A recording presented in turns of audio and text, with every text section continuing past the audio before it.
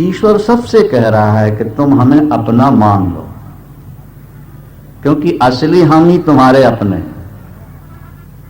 लेकिन जीव अब ईश्वर को अपना मानने को तैयार नहीं है, और जो हाथ से निकल जाने वाले हैं उनको अपना मान करके बैठाओ। भगवान ने कहा हमको भी अपना मान लो।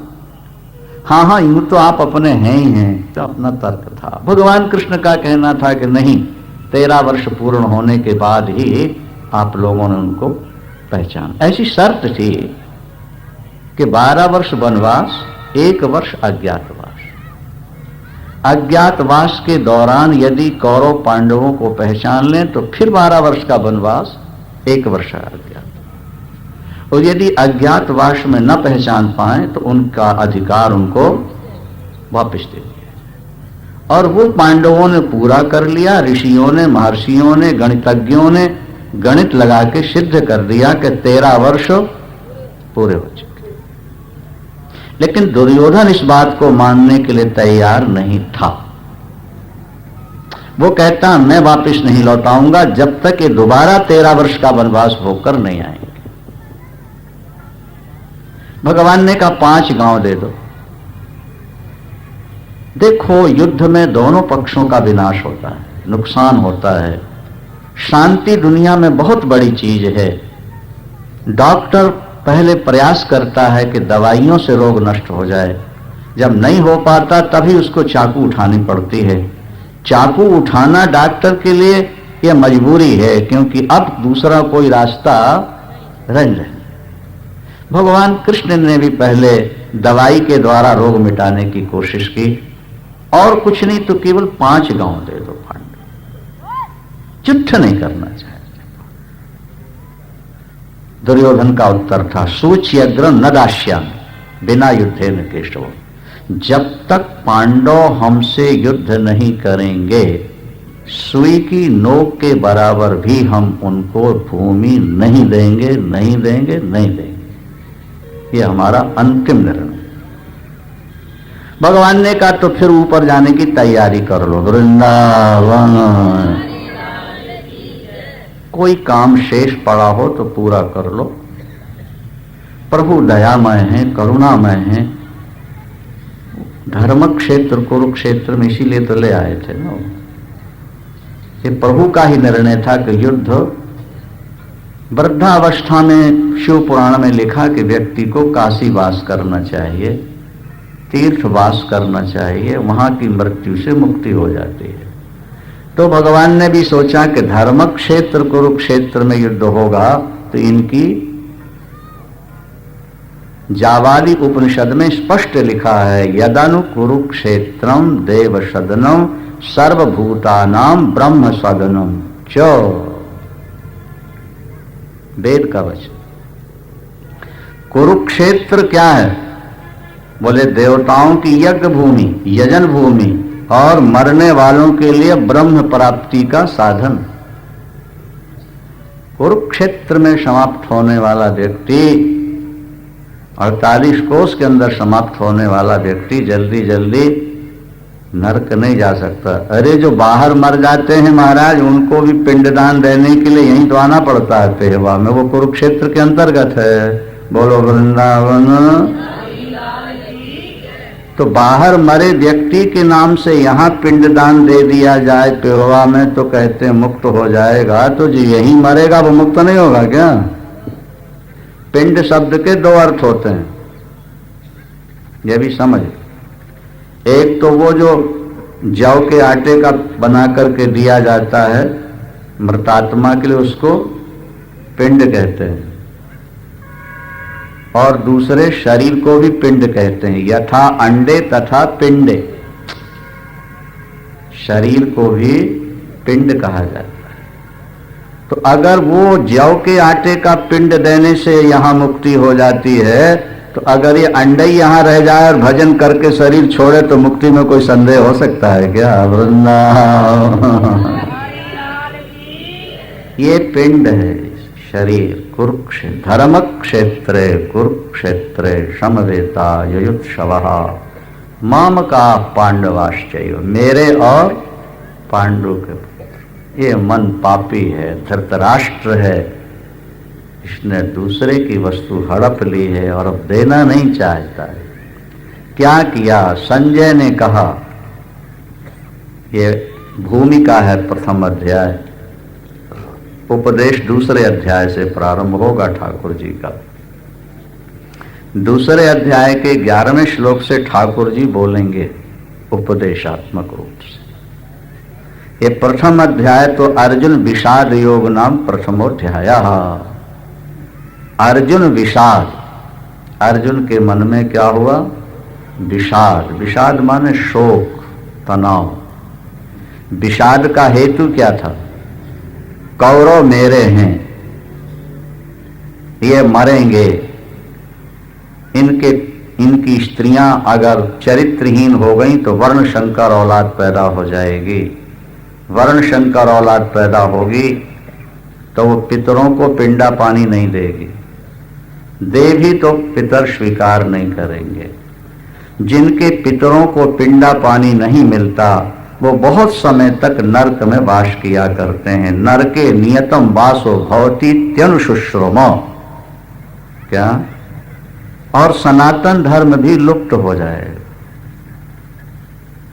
जाति धर्म, कुल धर्म, सनातन धर्म, मानव धर्म, धर्म तो एक है लेकिन उसमें भी कुछ भेद है। समझने की कोशिश करना इस बात को।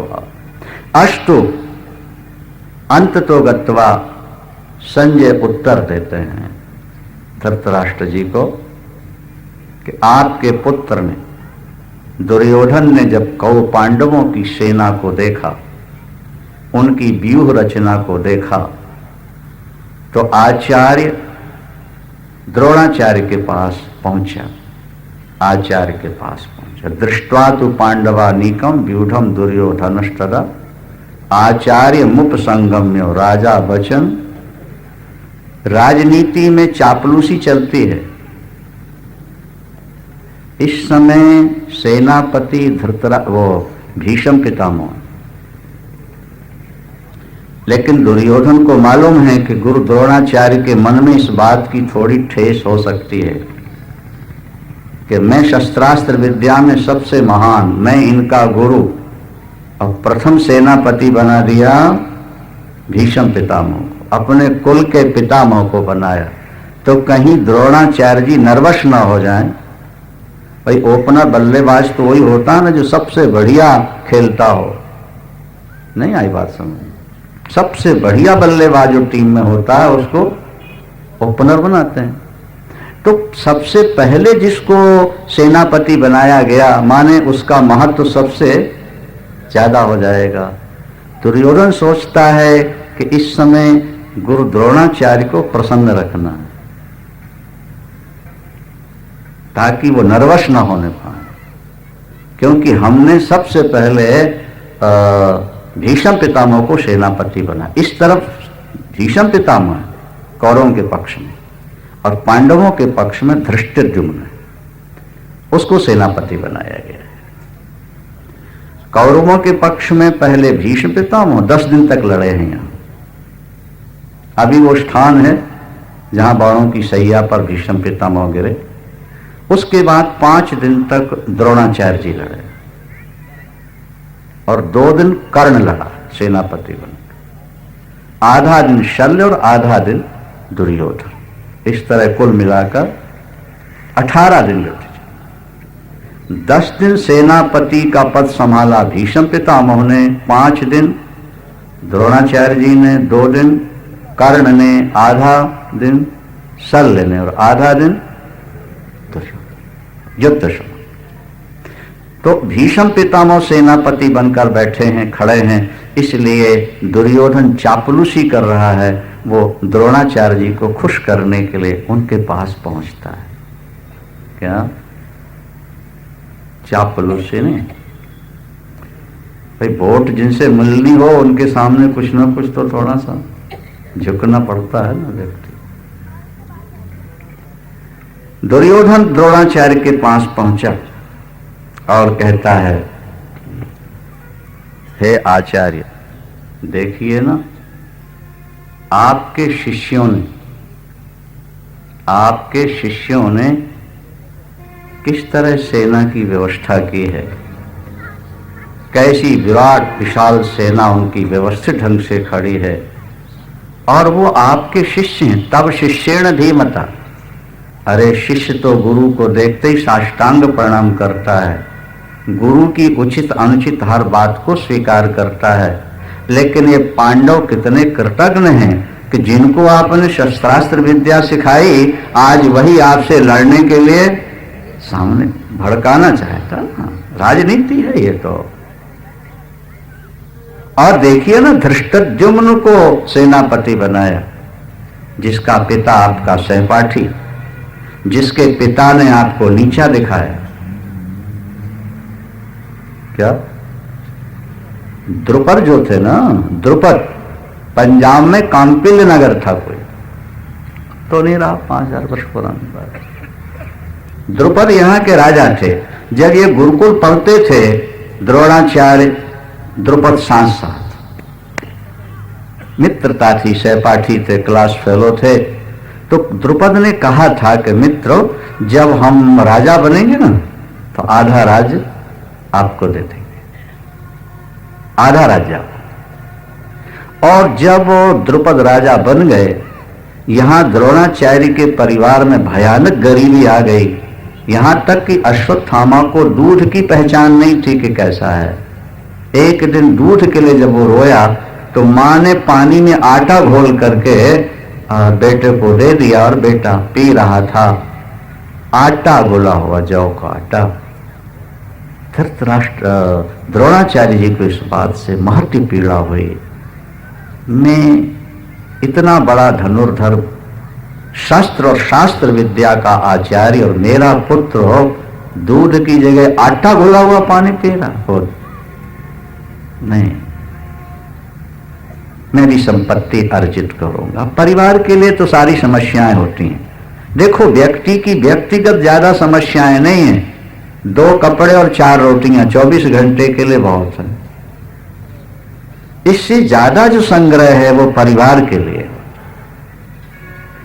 परिवार ही व्यक्ति की जीवन की समस्या है, और परिवार व्यक्ति की आंखों में पट्टी बांध देता है। ये आप समझ ले, गांधारी ने अपने हाथों पट्टी बांधी थी आंख में। व्यक्ति की बुद्धि में परिवार के लोग पट्टी बांध देते हैं, और पट्टी बांधकर कहते हैं कि कमाओ तुम, खाएंगे हम, नरक जाओ तुम, ऐश करेंगे हम, वृंदावन। ये समझ परिवार को। अंत तो गत्वा द्रोणाचार्य जी द्रुपद के यहां पहुंचे। सामान्य तौर पर फॉर्मेलिटी के रूप में शिष्टाचार, स्वागत सत्कार, आप कौन हैं, कहां से आए, कैसे आए, द्रुपद ने पूछा। द्रोणाचार्य जी ने कहा, मैं तुम्हारा सहपाठी हूं द्रुपद, मेरा नाम द्रोणाचार्य है, और तुमने कभी कुछ कहा था कुछ देने के लिए? हंस पड़ा, बोले भिक्षुक, एक राजा का मित्र कहते हुए तुमको शर्म आनी चाहिए। वैसे तुम कुछ मांगने आए हो तो मुझसे ले जाओ, लेकिन मित्र बता करके मेरा अपमान करते हो। द्रोणाचार्य उठ के चल पड़े। उन्होंने कहा, फिर तुमसे मुझे कुछ नहीं चाहिए। और तब प्रतिज्ञा की थी द्रोणाचार्य ने कि एक बार द्रुपद को पराजित करना है। शिष्यों को पढ़ाया, और जब गुरु दक्षिणा का प्रश्न आया तो द्रोणाचार्य जी ने कहा, वही सबसे बड़ा शिष्य है मेरा, जो द्रुपद को एक बार पराजित करके बांधकर मेरे सामने लाकर खड़ा कर दे। अर्जुन उठ खड़ा हुआ, बोले ये सेवा अर्जुन करेगा। युद्ध किया भयानक और बांध करके ले आया। और द्रोणाचार्य ने कहा, सुनाओ द्रुपद, अब क्या? सिर नीचे झुक गया, छोड़ तो दिया। इस बात की द्रुपद के मन में भी टीस थी। द्रुपद ने हवन किया, और जब हवन किया तो अग्नि कुंड से एक जोड़ा प्रकट हुआ, एक लड़की एक लड़का। जो पुत्री हुई वो द्रौपदी कहलाई, और जो पुत्र हुआ वो धृष्टद्युम्न कहलाया। किस लिए पैदा किया? जो द्रोणाचार्य की मृत्यु का कारण बना। द्रोणाचार्य की मृत्यु का कारण, मुझको पराजित किया, मुझको नीचा दिखाया, और वही सेनापति बनकर खड़ा हुआ है। तो दुर्योधन जाके गुरुदेव को स्मरण करा रहा है कि ये द्रुपद पुत्र, ये वो द्रुपद और द्रुपद के पुत्र सामने खड़े हैं आपसे युद्ध करने के लिए। संकेत ये है कि मैंने भीष्म पितामह को सेनापति बना तो दिया, लेकिन मेरे मन में आपके प्रति ज्यादा अपनापन है और ज्यादा विश्वास है। ये भाव जगाकर उनके मन को उत्साहित करने के लिए ये दुर्योधन का एक प्रयत्न है कुरुक्षेत्र के मैदान में। देखिए जरा पांडवों की सेना को। गुरुदेव, अत्र शूरा महेश्वासा भीमार्जुन समायुधि युयुधानो विराटश्च द्रुपदश्च महारथा धृष्टकेतुश्चेकितान काशीराजश्च वीरजवान। और बड़े बड़े पुरजित कुंती भोजश्च शैव्यश्च नरपुंगवः युधामन्युश्च विक्रांतो उत्तमौजाश्च वीरवान सौभद्रो द्रौपदेयाश्च सर्व एव महारथा। देखिए पांडवों की सेना, ये बहुत सारे नाम गिना दिए और कहा ये सब महारथी हैं, ये युद्ध करने में अति कुशल हैं। और इस ढंग से सेना खड़ी की है कुरुक्षेत्र में कि मुझे ऐसा लगता है कि कहीं ये हम पर हावी ना हो जाए। और उनकी सेना की रक्षा कर रहा है भीम, जो बहुत बलवान। उनकी सेना थोड़ी होते हुए भी सशक्त है, हम अधिक होते हुए भी अशक्त है। हमें उस छोटी टीम को सामान्य दृष्टि से नहीं देखना है। कौरवों की सेना है 11 क्षौणी और पांडवों की 7 क्षौणी। सज्जनों, जिसके पास कुर्सी होती है उसके साथी बहुत होते हैं। बोलो वृंदावन। कुर्सी वाला गलत काम करेगा तब भी लोग उसका समर्थन करते हैं स्वार्थ के कारण। देखो, भगवान कृष्ण जिस पक्ष में है उनकी सेना है 7 अक्षौणी, और अधर्म जिनके पक्ष में है उनकी 11 अक्षौणी। क्या है इसको भी थोड़ा समझ लो ना। ये 10 इंद्रिय और 1 मन, और इनकी सैकड़ों हजारों इच्छाएं, यही 11 अक्षौणी सेना है। ये 11 अक्षौणी सेना है। और उस तरफ 5 प्राण, ज्ञान और वैराग्य 7 अक्षौणी सेना। वो 7 अक्षौणी सेना है। जिस व्यक्ति के जीवन में संयम है, ज्ञान और वैराग्य है, वो अल्पसंख्यक होते हुए भी बलवान होते हैं। और जिस जीवन में 10 इंद्रियां और मन विषयों में फंसे हों, वो बहुसंख्यक होकर भी अल्पसंख्यक से भी कम हुआ करते हैं। ये ध्यान रखें। प्रश्न ये नहीं है कि आपकी जनसंख्या कितनी है, प्रश्न ये है कि आपके समाज में संयमी लोग कितने हैं। बोलो वृंदावन। सदाचारी और संयमी कितने, ये देखना है। जनसंख्या के आधार पर व्यक्ति की विजय नहीं होती। रावण के पास विपुल सेना थी, देव दानव मानो सब उसके पक्ष में थे, और प्रभु राम लड़ने चले तो इनको कोई इंसान भी सेना नायक बनने को नहीं मिला। वानर भालुओं की सेना लेकर के ये चल पड़े। और तब राक्षसों ने कहा कि विधाता ने हमारे घर भोजन भेज दिया। बोलो सियावर। क्या ये वानर भालू जो आ रहे हैं तो हमारा नाश्ता है, विधाता भेज रहा। एक बूढ़ा जटायु जब सीता जी को छुड़ाने के लिए चला तो रावण ने कहा कि ये मेरे हाथ रूपी तीर्थ से मरकर मुक्त होना चाहता है। बूढ़ा हो गया, मुक्ति की इच्छा है, इसने सोचा होगा तपस्वी रावण के हाथों से मरूं तो। हाँ, रावण अपने को बहुत पुण्यात्मा मानता है। हर व्यक्ति, हर समाज अपने को सबसे बड़ा मानता है, और यही संघर्ष का कारण होता है। मम कर तीर्थ छाड़ी ही देहा, मेरे हाथ क्या है? बोले तो तीर्थ हैं, इनसे जो मरेगा वो मुक्त होगा। लेकिन आश्चर्य की बात, रामायण में लिखा है कि जटायु रावण का युद्ध जब हुआ सज्जनों, तो जटायु ने वो पंख और पैर मारे कि रावण एक क्षण के लिए मूर्छित हो। हाँ, ये मजेदार बात है। जो कैलाश को हाथ पर उठाता है, जिसने त्रैलोक पर विजय प्राप्त की है, वो एक बूढ़े जटायु पक्षी के द्वारा बेहोश होता है। चौचन मार बिदारिश देही और दंड एक भई मूर्छा ते, एक क्षण के लिए रावण मूर्छित। पार्वती अम्बा ने भगवान शंकर से कहा, महाबलवान रावण जिसने कभी कैलाश को हाथ पर उठाया, देव दानव मानो, जिससे विजय ना हो सके, एक बूढ़ा पक्षी इसको बेहोश करता है। भगवान शंकर ने कहा, हाँ प्रिय, उसका एक कारण है। क्या? वो बूढ़ा जटायु जोगी है और रावण भोगी है। बूढ़ा जटायु धर्म का पालन करने वाला है और रावण अन्याय और अधर्म के मार्ग पर चल पड़ा है। जब व्यक्ति गलत रास्ते पर चलता है तो उसकी बुद्धि, उसका बल और उसके तेज तीनों नष्ट हो जाते हैं। इमी को पंथ पग देत खगेशा,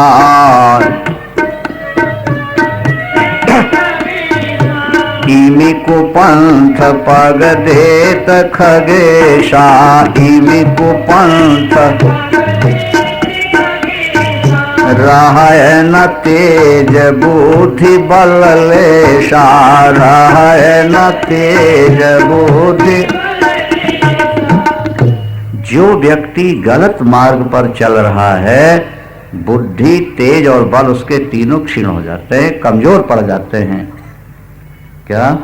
जैसे कभी कभी बिजली, तुम्हारी बैटरी शॉर्ट हो जाए तो रखी रखी डिस्चार्ज हो जाती है।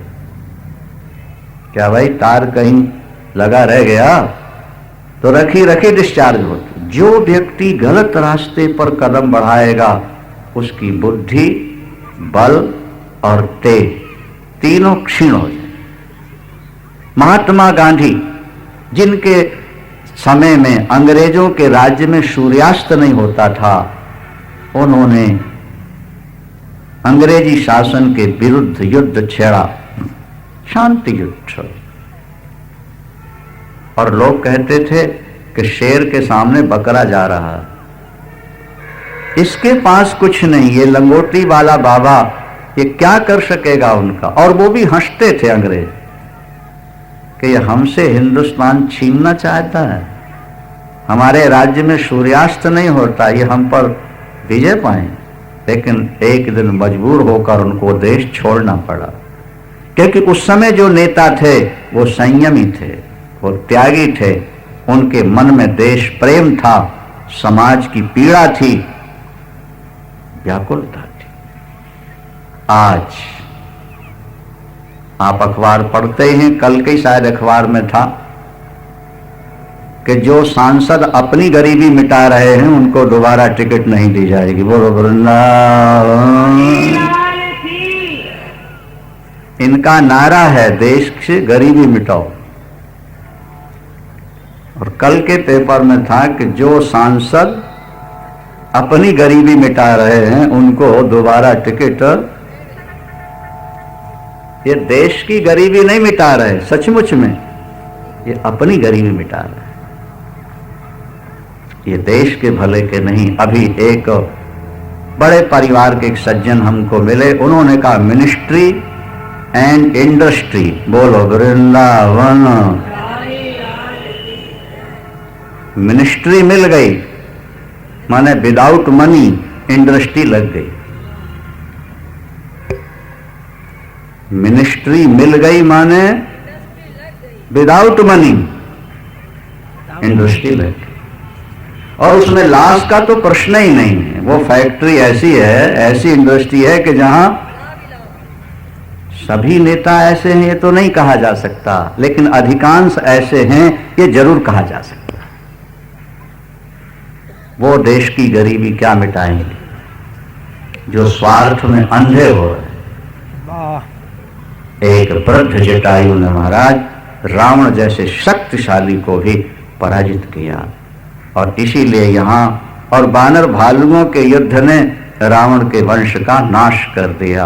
इसी तरह यहाँ पांडवों की सेना 7 अक्षौणी है और कौरवों की 11 अक्षौणी है, और 100 कौरवों में एक नहीं बचे और पांडवों में एक नहीं। मेरा वृंदावन।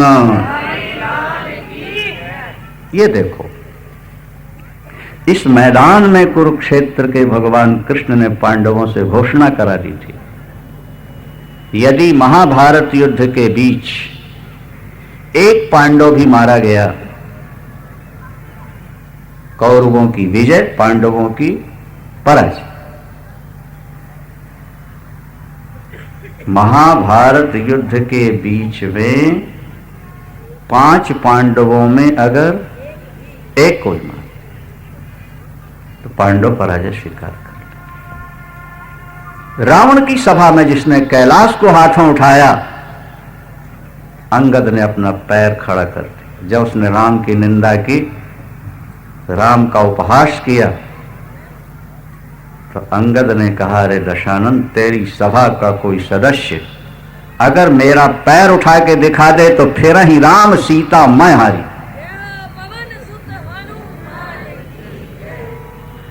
फिर ही राम सीता मैं हारी। क्या राम जी ने कहा था कि सीता जी को दांव पर लगा देना? बोलो भाई, रामायण पढ़ो।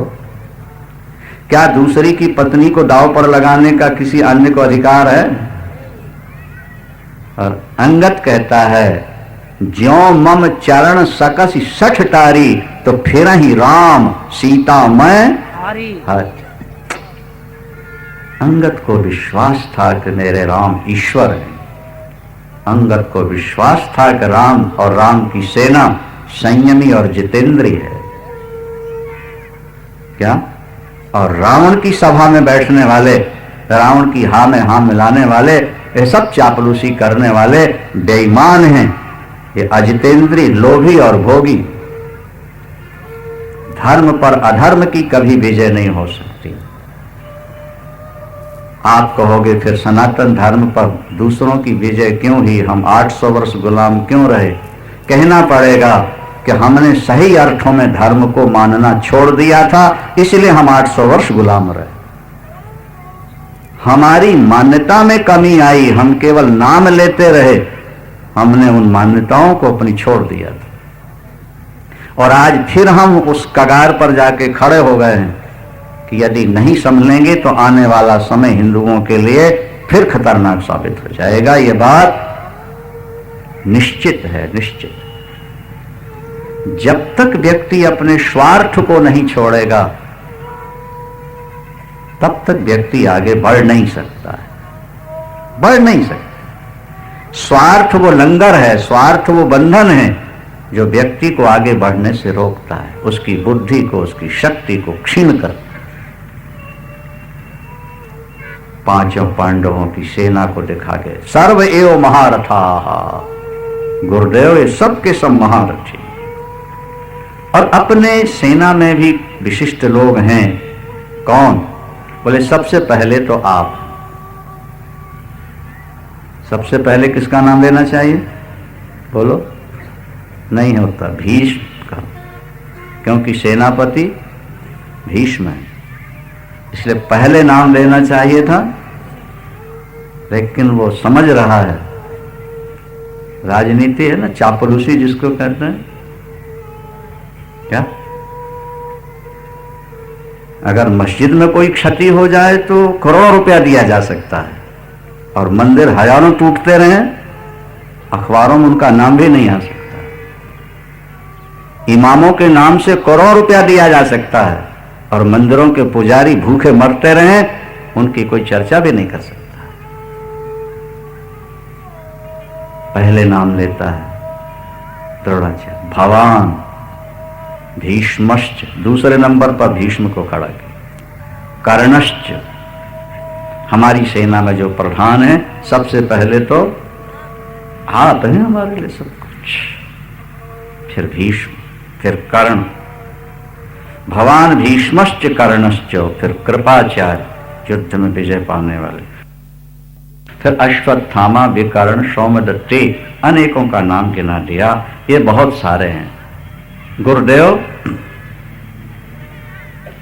ये सब मेरे लिए प्राण देने को तैयार। ये जो नेताओं के चमचे होते हैं ना, नहीं, ये प्राण देने के लिए नहीं होते हैं, ये तो केवल पैसा लेने के लिए हुआ करते हैं। जो नेता बन जाए उसकी चमचागिरी करना इनका काम होता है। लेकिन नेताओं को ऐसा लगता है कि हमारे लिए अपने प्राण भी दे सकते हैं। दुर्योधन कहता है मदर्थे त्यक्त जीविता। ये जो खड़े हैं ना अपनी सेना में गुरुदेव, ये मेरे लिए किसी भी समय हंसते हंसते प्राण दे सकते हैं। अब हमारा आपका कर्तव्य क्या है कि हम सब इस समय पितामह भीष्म की रक्षा करें, भीष्म की रक्षा करें। भीष्म मेवाभिरक्षन्तु भवन्तः सर्व एव। भीष्म पितामह भी जानते हैं कि ये दुर्योधन की चापलूसी है, लेकिन चूंकि मुझे सेनापति बनाया है इसलिए अपना फर्ज अदा करना है। भीष्म पितामह ने शंख बजा दिया। ये भूमिका है उपदेश की। फाउंडेशन मजबूत रहेगा तो मकान भी मजबूत होगा। पहले भूमिका ध्यान से सुन लो तो उपदेश भी समझ में आ जाएगा। भीष्म पितामह ने सबसे पहले शंख ध्वनि की, उसके पीछे आचार्य द्रोण और सब लोगों ने शंख बजाया। लेकिन पांडव पक्ष में इसका कोई असर ही नहीं हुआ। यह समझने की बात है। 11 अक्षौणी विशाल सेना और उनके द्वारा शंख ध्वनि, लेकिन पांडव पक्ष में कोई बेचैनी नहीं, घबराहट नहीं। भगवान कृष्ण ने कह दिया था अर्जुन से, जब युद्ध की तैयारी हुई तो दुर्योधन ने पूछा था केशव आप किस पक्ष में रहेंगे। बलराम जी से पूछा आप किस पक्ष में रहेंगे। वो कहें, उन्होंने कहा मैं तो जा रहा हूं तीर्थ यात्रा में, मैं किसी पक्ष में नहीं रहूं। भगवान कृष्ण से पूछा आप किस पक्ष में रहेंगे केशव। बोले यूं तो मैं न्यूट्रल रहना चाहता हूं, पर यदि बहुत आग्रह हुआ तो जिसका निमंत्रण पहले आ जाएगा उस पक्ष में चला जाऊं।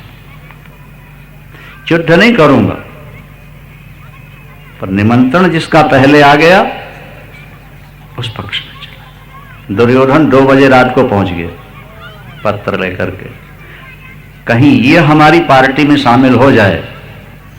गोटियां बैठाते रहते हैं राजनीति वाले, किसको तोड़ना है, किसको किससे मिलाना है। इस शतरंज की चाल होती है, ये बैठे बैठे गोटियां बैठाते रहते। कृष्ण को अगर अपने पक्ष में कर लें तब तो अपनी विजय निश्चित है। लेकिन जब द्वारिका पहुंचा तो केशव शयन कर रहे हैं। भगवान कहां सोता, भगवान सो जाए तो सारी दुनिया खत्म हो जाए। लेकिन वो सोने का कभी कभी नाटक करते हैं, सीधे लेटे हुए रात का समय, और गेट खिले हुए थे। अरे भाई व्यक्ति तो दरवाजा बंद करके सोते हैं। बोले ठाकुर का दरवाजा कभी किसी के लिए बंद होता ही नहीं है। वृंदावन ईश्वर का दरवाजा किसी के लिए कभी बंद नहीं। दुर्योधन ने देखा केशव ने देख लिया कि आ गए, लेकिन श्रद्धा लेकर नहीं आया, ये अभिमान लेकर आया। तो उन्होंने अभिनय किया, आंखें बंद किए पड़े रहे चुपचाप। कुर्सियां पड़ी थी, उसने सोचा पैरों की तरफ बैठूंगा तो मेरी कमजोरी प्रकट होगी, फिर कहीं ये कुछ शर्तें रखने लगे तो समस्या खड़ी हो जाएगी। इसलिए पैरों की तरफ नहीं, मैं तो सिराने, क्योंकि मैं राजा हूं दुनिया। और सिराने की और आराम कुर्सी पड़ी थी महाराज, आराम कुर्सी। तो जब आराम कुर्सी में बैठा तो पैर और आगे बढ़ गए थोड़ा केशव के सिर की ओर। क्या भाई, अभिमानी जो व्यक्ति होता है वो भगवान के सराहने बैठता है, वो भगवान को भी प्रणाम करना नहीं चाहता। लेकिन सज्जनों, एक बात हमारी कान खोल के सुन लेना, जो हृदय से परमात्मा के चरणों में झुक जाता है, दुनिया उसके चरणों में झुक जाया करती है, और जो ईश्वर के चरणों में नहीं झुकता उसको दुनिया में अनोखों के चरणों में बार बार झुकना पड़ता है। जो ईश्वर के चरणों में नहीं झुकेगा उसको सामान्य जीवों के चरणों में झुकना पड़ेगा। और जो ईश्वर के चरणों में झुक जाएगा, दुनिया उसके चरणों में झुक जाएगी, फिर उसे और कहीं झुकना नहीं पड़ेगा। ये सिद्धांत। 2 घंटे बैठा रहा आराम से पैर के, और ठाकुर ऐसे पड़े रहे बिल्कुल चुपचाप। उनको प्रतीक्षा थी किसकी? हाँ, अर्जुन की। अर्जुन आए हाथ जुड़े हुए बड़ी श्रद्धा से और चरणों की ओर बैठ गए। वैसे व्यक्ति जब सो रहा हो ना, या पैर पसार के लेटा हो, उसके चरणों में सिर नहीं रखना चाहिए, दोष मानते हैं। उस समय मानसिक प्रणाम ही करो, दूर से ही प्रणाम करो, चरणों में सिर रख के नहीं। क्यों? बोले लेटे हुए व्यक्ति को तो केवल डेड बॉडी को ही प्रणाम किया जाता है, इसलिए थोड़ा ध्यान रखना चाहिए। अपने से बड़ा कोई श्रद्धेय लेटा हुआ है तो उसके चरणों में सिर रख के प्रणाम। ध्यान रहेगा? ध्यान रखना। अर्जुन ने दूर से ही मानसिक जमीन पर पैर रख के प्रणाम कर लिया, नमस्कार कर लिया और बैठ गया। और जैसे अर्जुन बैठा वैसे ठाकुर भी उठ करके बैठ गए। और जब ठाकुर उठ करके बैठे तो दुर्योधन की ओर पीठ हो गई और अर्जुन की ओर मुख हो गया। अभिमान की ओर भगवान की हमेशा पीठ रहती है, और श्रद्धावान की ओर सदा भगवान का मुख हुआ करता है। ये सिद्धांत के बाद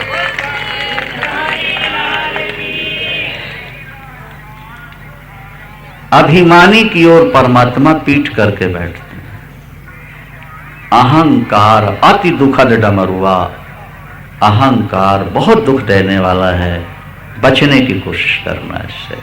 और जैसे ही ठाकुर बैठे, अर्जुन ने निमंत्रण पत्र दे दिया। दुर्योधन कहता, केशव मैं 2 घंटे से आकर बैठा हुआ हूं। अच्छा, सुयोधन जी आप भी आए? हमारे ठाकुर दुर्योधन को दुर्योधन नहीं कहते थे। पांडव पक्ष में 2 व्यक्ति ऐसे हैं जो दुर्योधन को हमेशा सुयोधन बोलते थे। एक तो भगवान कृष्ण और दूसरे धर्मराज युधिष्ठिर। क्या बोलते हैं? सुयोधन। क्योंकि दुर शब्द जो है ना, दुर, ये अच्छा नहीं लगता। और इनके साथ में ज्यादा दुराई लगा हुआ है। दुर्योधन, दुशासन, ये काम क्रोध लोभ के प्रतीक हैं। ये सु नहीं है, ये तो दुर हैं। लेकिन प्रभु की दृष्टि में तो सदा सुयोधन है। ठीक। अच्छा सुयोधन आप भी आए हो? आओ। निमंत्रण। दोनों में यह कि हमारे पक्ष में आइए। भगवान ने कहा कि भाई मैंने पहले अर्जुन को देखा है। अर्जुन अवस्था में छोटा है, दुर्योधन बड़ा है। आपके 2 बेटे हों और कोई चीज आप लेके आओ तो पहले छोटे को देना चाहिए, धर्मशास्त्र ऐसा कहते हैं, बाद में बड़े को देना। क्यों? बोले बड़ा तो समझदार है इसलिए मान जाएगा, छोटा भी नादान इसलिए पहले उसको खुश करना चाहिए। भगवान ने कहा इस नाते भी पहले अर्जुन को वर देना है, और पत्र भी पहले अर्जुन का ही मुझे मिला है। पर हां एक बात बता दूं, मैं युद्ध नहीं करूंगा। किसी पक्ष में रहूं, युद्ध नहीं करूं। ये तो पहली प्रतिज्ञा मेरी सुन। और दूसरी बात ये सुन लो कि मेरे पास 1 अक्षौणी नारायणी सेना है। 1 अक्षौणी। एक व्यक्ति मेरी सेना ले ले जो भयानक युद्ध करती है, जिसे पराजित करना कठिन है, और दूसरा व्यक्ति मुझको ले। मांगने का पहले अवसर मैं दे रहा हूं अर्जुन को। अर्जुन ले ले, एक वस्तु जो बचेगी वो सुयोधन जी आपको मिल जाएगी।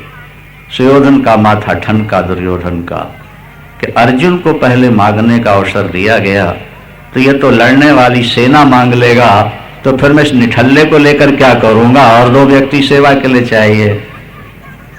अगर मुझे पहले मांगने का अवसर दिया जाता तो मैं सेना मांग।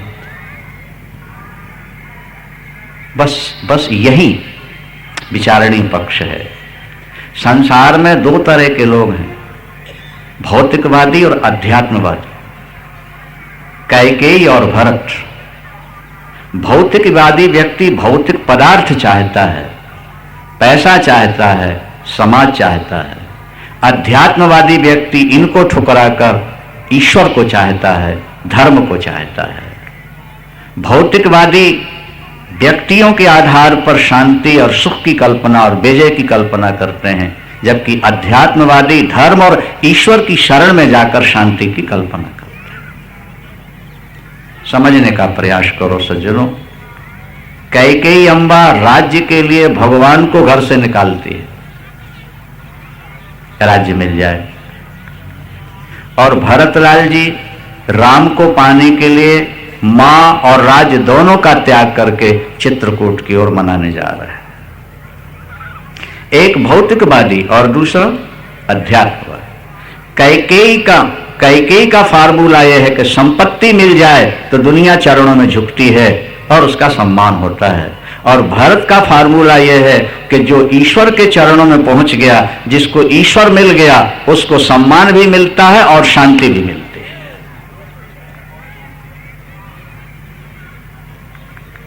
और कैकेयी को अंत में पछताना पड़ा था। भरत का जीवन धन्य धन्य हुआ है। आज भौतिकवाद का बोलबाला है। आज व्यक्ति अध्यात्म से हटकर भौतिकवादी बनकर भौतिक पदार्थों के संग्रह में रात दिन जुटा हुआ है। दूसरों की कोठियों में जाते हैं, किसकी किचन कैसी बनी है, और किसका बाथरूम कैसा बना है, और किसके कमरे कैसे बने हैं, और किस में क्या क्या सामान है, और इससे बढ़िया मैं अपने घर में लाके रखूंगा, इससे बढ़िया पत्थर में लगाऊंगा, और इससे बढ़िया कोठी में बना के दिखाऊंगा। ये जो कंपटीशन आज है, भौतिक पदार्थों का संग्रह करने वाला हमेशा पछता करके मरा है, और जिसने अध्यात्म का धर्म का संग्रह किया नहीं। हम तो चाहते थे कि कुरुक्षेत्र के साथ हमेशा धर्म क्षेत्र जुड़ा रहता, क्या तो ज्यादा अच्छा था। कुरुक्षेत्र नाम के साथ हमेशा जुड़ा रहता, धर्म क्षेत्र कुरुक्षेत्र, धर्म क्षेत्र कुरुक्षेत्र, यह शब्द होना चाहिए था, ताकि बोलने वालों के दिमाग में भी धर्म नाम की कोई चीज टकराती तो कम से कम। लेकिन उन लोगों ने धर्म क्षेत्र को तो क्या निकाल दिया, केवल कुरुक्षेत्र। इसका असली नाम धर्म क्षेत्र ही था।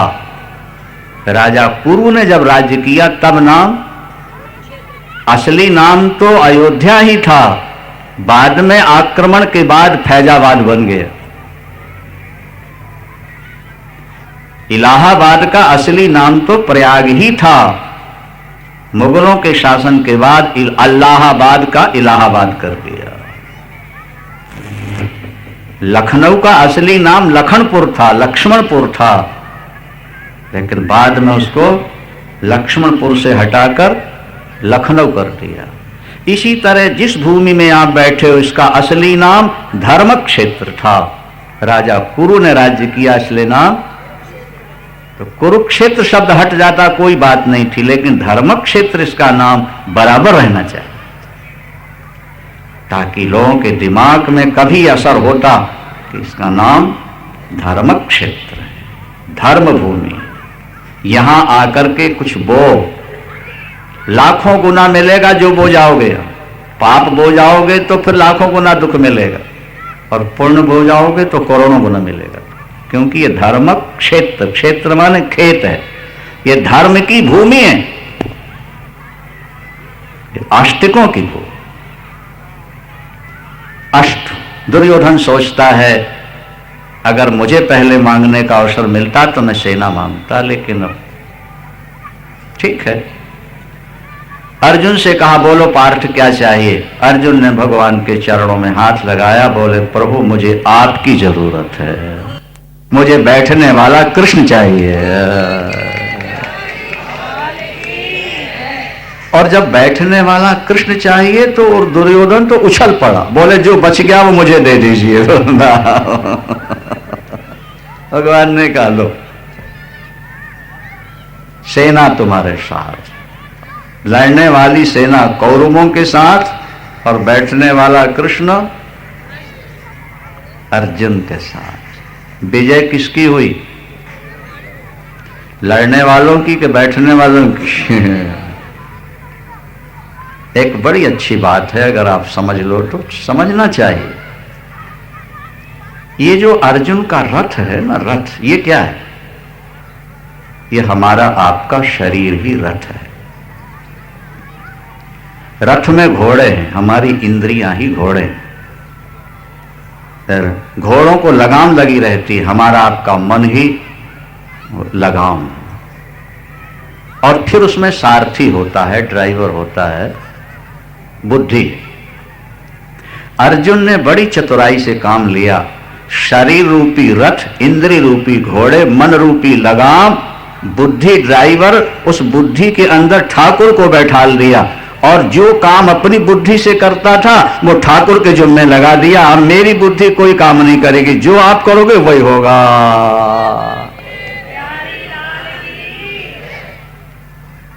क्या समझ में आई बात? जब तक तुम अपनी बुद्धि से निर्णय लेते रहोगे तब तक तुम लड़खड़ाते रहोगे, और जब तुम बुद्धि में भगवान को बैठा दोगे तो जो निर्णय होगा वो सही निर्णय होगा, वो कभी गड़बड़ नहीं होगा। जो निरंतर परमात्मा के चिंतन में डूबे रहते हैं, जो अपनी बुद्धि में सदा अपने प्रभु को बैठाल कर रखते हैं। अर्जुन बहुत बुद्धिमान है, वो भगवान से काम नहीं लेना चाहता। वो कहता है कि बैठो आप तो केवल मेरे घोड़ों की लगाम पकड़ के रखो ठाकुर। ये इंद्रिय रूपी घोड़े बड़े चंचल हैं और मन उसमें लगाम है, बस इनको आप पकड़ लो, बस मेरा काम हो गया, मेरी विजय हो गई, और मुझे कुछ नहीं चाहिए। और वो प्रकरण शायद आपने भागवत में सुना हो किसी विद्वान से, महाभारत में भी है, कि एक दिन भीष्म पितामह ने कहा, केशव आज तुम्हें शस्त्र गहा के छोड़ूंगा, आज तुम्हें गहा के छोड़ूंगा, पकड़ना पड़ेगा। प्रभु ने प्रतिज्ञा की है कि मैं शस्त्र ग्रहण। भीष्म ने कहा, केशव जरा मेरी प्रतिज्ञा सुन लो। आज क्या? जो पे आज हरि न शस्त्र गहाऊं, जो पे आज हरि न शस्त्र गहाऊं, तो लाजो गंगा जननी को शांतनु सुत न कहूं। मैं अपने पिता का पुत्र नहीं, मैं अपनी मां को लजा दूं अगर आज शस्त्र ग्रहण नहीं करूं। तो केशव भी मुस्कुराए, ये तो बड़े नटखट है ना, छलिया। इन्होंने कहा, सुनो भीष्म जी, किसी कवि की बड़ी सुंदर कल्पना है। आपने आज प्रतिज्ञा की केशव को शस्त्र न गहा दिया तो एक बाप का बेटा नहीं, तो सुन लो, अगर केशव भी एक बाप का बेटा है तो शस्त्र ग्रहण नहीं करेगा। चलो ये प्रतिज्ञा ले। केशव भी अगर एक बाप का बेटा है तो शस्त्र ग्रहण नहीं करेगा। भगवान कहते हैं एक बाप का बेटा हूं तो शस्त्र ग्रहण नहीं करूंगा, और भक्त कहता है कि अगर मैं एक बाप का बेटा हूं तो शस्त्र गहा के छोड़ूंगा। और जब युद्ध प्रारंभ हुआ और भीष्म के बाणों से जब अर्जुन व्यथित हुए और नर्वस होने लगे, एकदम लड़खड़ाने लगे, तो भगवान कृष्ण रथ से कूद पड़े। और कोई शस्त्र तो दिखा नहीं, एक रथ का चाक पड़ा था, उसी को सुदर्शन चक्र की तरह हाथ में लिया और भीष्म पिता को मारने दौड़े। तो भागवत में लिखा है कि अर्जुन रथ से कूद पड़ा, अर्जुन रथ से कूद पड़ा और पीछे से जाके फेंटा पकड़ ली, कमर पकड़ ली। और पृथ्वी ने पीतांबर पकड़ लिया, खींचे। क्यों? जीव अपनी प्रतिज्ञा तोड़ दे अलग बात है, लेकिन ईश्वर अपनी प्रतिज्ञा तोड़ दे, पृथ्वी कहती फिर मैं किसके आधार पर रहूंगी? और अर्जुन कहता है कि प्रभु मैंने तो आपको रथ पर बैठाला है, आपको युद्ध नहीं करना है। क्रिया का सहारा तो अज्ञानी लेते हैं। अज्ञानी सोचता है कि क्रिया से सिद्धि मिलेगी, लेकिन अध्यात्मवादियों का तो पक्ष यह है कि अध्यात्म बल से बैठे बैठे सिद्धि हो जाया करती है। आपका बैठे रहना ही हमारी सिद्धि है। आप क्रिया करने लगोगे तो फिर बाकी लोगों का क्या हो? आप तो बैठ जाओ। शस्त्र छोड़ दिया प्रभु ने। भीष्म पितामह ने भी अपने शस्त्र छोड़ दिए और बोले केशव आपने अपनी प्रतिज्ञा तोड़ दी कि एक पिता का पुत्र हूं तो शस्त्र ग्रहण नहीं करूंगा। भगवान ने कहा भीष्म जी मेरे भक्त की प्रतिज्ञा रह जाए, मेरी रहे न रहे कोई चिंता की बात नहीं, पर कान खोल के सुन लो पितामह, प्रतिज्ञा आपकी भी रह गई और मेरी भी रह गई। कैसे रह गई? बोले आपने शस्त्र गहा दिया तो आपकी प्रतिज्ञा रह गई, और मैंने कहा कि मैं एक बाप का बेटा हूं तो शस्त्र ग्रहण नहीं करूंगा, तो मेरी भी प्रतिज्ञा सुरक्षित है। कैसे? बोले इसी जन्म में मेरे 2 माँ और 2 बाप हैं और हजारों माँ बाप बना चुका हूं, इसीलिए मुझे कोई चिंता नहीं, मैं एक बाप का हूं कि अनेक मेरे माता पिता हैं, मेरी भी प्रतिज्ञा रहे। देवकी नंदन, यशोदा नंदन, नंद नंदन, वसुदेव नंदन। कोई तो देवकी और यशोदा का पुत्र मुझे कहते हैं और कोई वसुदेव और देवकी का पुत्र कहते हैं, तो मेरे तो यही 2 बाप हैं, 2 माँ हैं मेरी। क्या? तो प्रतिज्ञा मेरी भी सुरक्षित है और प्रतिज्ञा आपकी भी सुरक्षित है। अर्जुन ने लिया, वो नारायणी सेना ले गया। और तब भगवान ने अर्जुन से ये बात कही, पार्थ अगर तुमने मुझ पर विश्वास किया है, मुझ निहत्थे का वर्ण किया है, तो घोषणा कर दो कि एक पांडव पर भी अगर विजय पाली तो कौरवों की विजय, पांडवों की पराजय। और एक बात और सुन लो कान खोल के, 18 दिन युद्ध होगा, 18, और एक ही रथ से विजय दिलाऊंगा,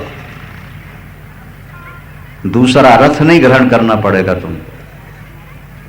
18 दिन महाभारत युद्ध होगा, 5 में 5 बचोगे, 100 में 1 नहीं बचेगा, और एक ही रथ से युद्ध विजय दिलाऊंगा। और इसलिए महाभारत में विस्तार से लिखा कि जब महाभारत युद्ध समाप्त हो गया तो भगवान कृष्ण वापस लौटे शिविर की ओर। शिविर के पास जब लाके रथ खड़ा किया तो अर्जुन से बोले पार्थ नीचे उतर जाओ।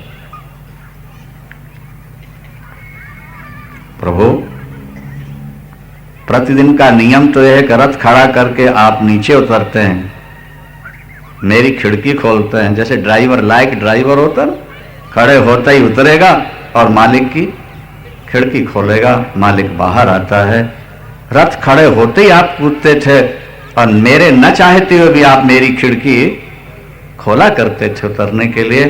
आज कहते हैं कि उतर जाओ, भगवान ने कहा पार्थ आज तुम्हें उतरना पड़े। उतर गया प्रभु। जितने शस्त्र रखे हैं सब निकाल लो, कोई शस्त्र बाकी नहीं रहना चाहिए, सब कुछ उतार लिया नीचे। अर्जुन ने कहा प्रभु उतार लिया, ठीक, बस प्रभु अब नीचे उतर रहे हैं। प्रभु ने दोनों पैर जैसे जमीन पर रखे, रथ में आग लग गई, कपूर की तरह रथ जलने लगा और थोड़ी देर में राख हो। अर्जुन आंख फाड़ फाड़ के देखता रह गया। 18 दिन के महाभारत युद्ध में भीष्म पितामह गुरु द्रोणाचार्य के बाणों से इस रथ का कुछ न बिगड़ा और फिर एकदम आग लग गई। क्या हुआ ये प्रभु? भगवान ने कहा पार्थ, प्रथम दिन भीष्म पितामह से जब तुम्हारा युद्ध हुआ तो भीष्म पितामह के बाण अग्नि बाणों से तुम्हारा रथ जल चुका था, लेकिन ये मेरा संकल्प था, मेरी प्रतिज्ञा थी कि एक ही रथ से तुझे विजय दिलाऊंगा। इसलिए मेरे संकल्प ने इस रथ को सुरक्षित रखा अब महाभारत युद्ध समाप्त हो गया और इसीलिए मैंने तुझे कहा कि नीचे उतर जा। अगर कहीं मैं नीचे उतर जाता तो तेरे उतरने से पहले आग लगती, तू जल के राख हो जाता। पहले तुझे कहा बाद में उतरा।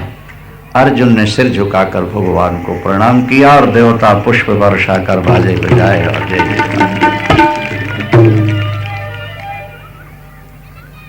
ध्यान से सुन लें बात को। प्रसंग चला था कौरव पक्ष की सेना की ओर से शंख ध्वनि, यहीं से बात चली। लेकिन पांडव पक्ष में इसका कोई असर। अब जरा पांडव पक्ष वालों के शंख ध्वनि का असर क्या हुआ ये आप लोग देख लीजिएगा। 19वें श्लोक में लिखा है कि जब पांडव पक्ष के द्वारा शंख ध्वनि हुई तो कौरव पक्ष की सेना को हार्ट अटैक हो गया। बोलो वृंदावन। कौरव पक्ष के सैनिकों को हार्ट अटैक हो गया केवल शंख ध्वनि सुनकर। कौरवों की शंख ध्वनि से पांडवों के मन में किसी प्रकार का विकार नहीं आया, लेकिन जब पांडव पक्ष की ओर से शंख ध्वनि हुई, आप देख लीजिए।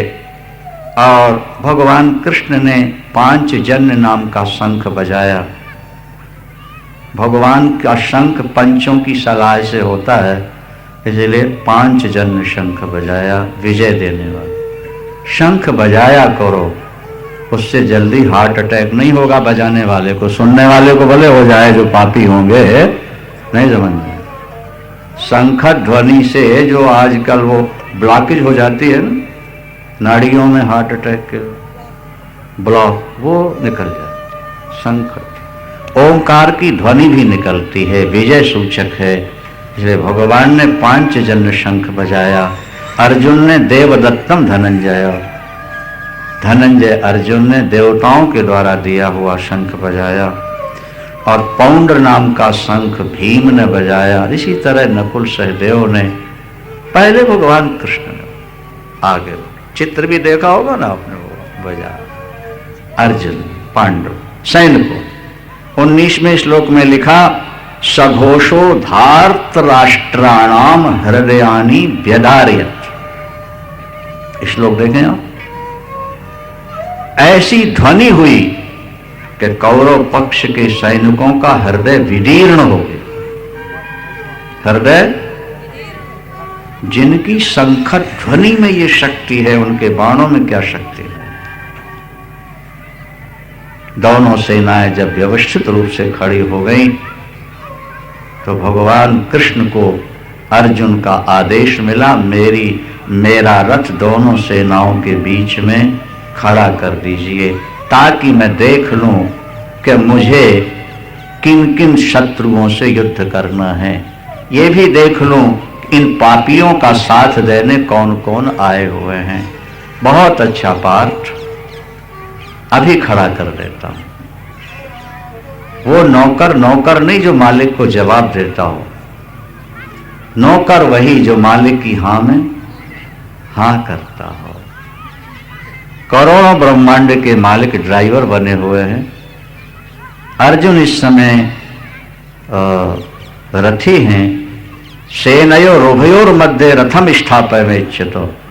हे अच्युत, दोनों सेनाओं के बीच में मेरा रथ खड़ा कर दो। बहुत अच्छा पाठ, अभी करते। ले जाके दोनों सेनाओं के बीच में रथ को खड़ा कर दिया। तत्रा पश्य स्थितान पार्थो पितृन पिता महान आचार्यान मातुलान भ्रातृन पुत्रान पौत्रान सखीस्तत। वहां अर्जुन ने देखा कि कौरव पक्ष में जो खड़े हैं वो सभी हमारे नाते रिश्तेदार, काका चाचा ताए मामा नाना मित्र, सब अपने तो हैं। अरे अर्जुन, अर्जुन के अंदर से आवाज आती, अर्जुन तू अपने लोगों को मारने के लिए खड़ा हो गया है। क्षुद्र भूमि राज्य प्राप्त करने के लिए अपने सगे संबंधियों को तू मारना चाहता है। बस देखते ही आचार्यों को, पितरों को, गुरुजनों को देखते ही अर्जुन के हृदय में मोह हो गया और अर्जुन कहने लगा, अर्जुन ने कहा, केशव, अपने स्वजनों को देखकर मेरे हृदय में धड़कन बढ़ गई है, मेरे शरीर में जलन पैदा हो रही है, मेरा रोम रोम खड़ा हो चुका है, मेरे शरीर में कंपन होने लगा।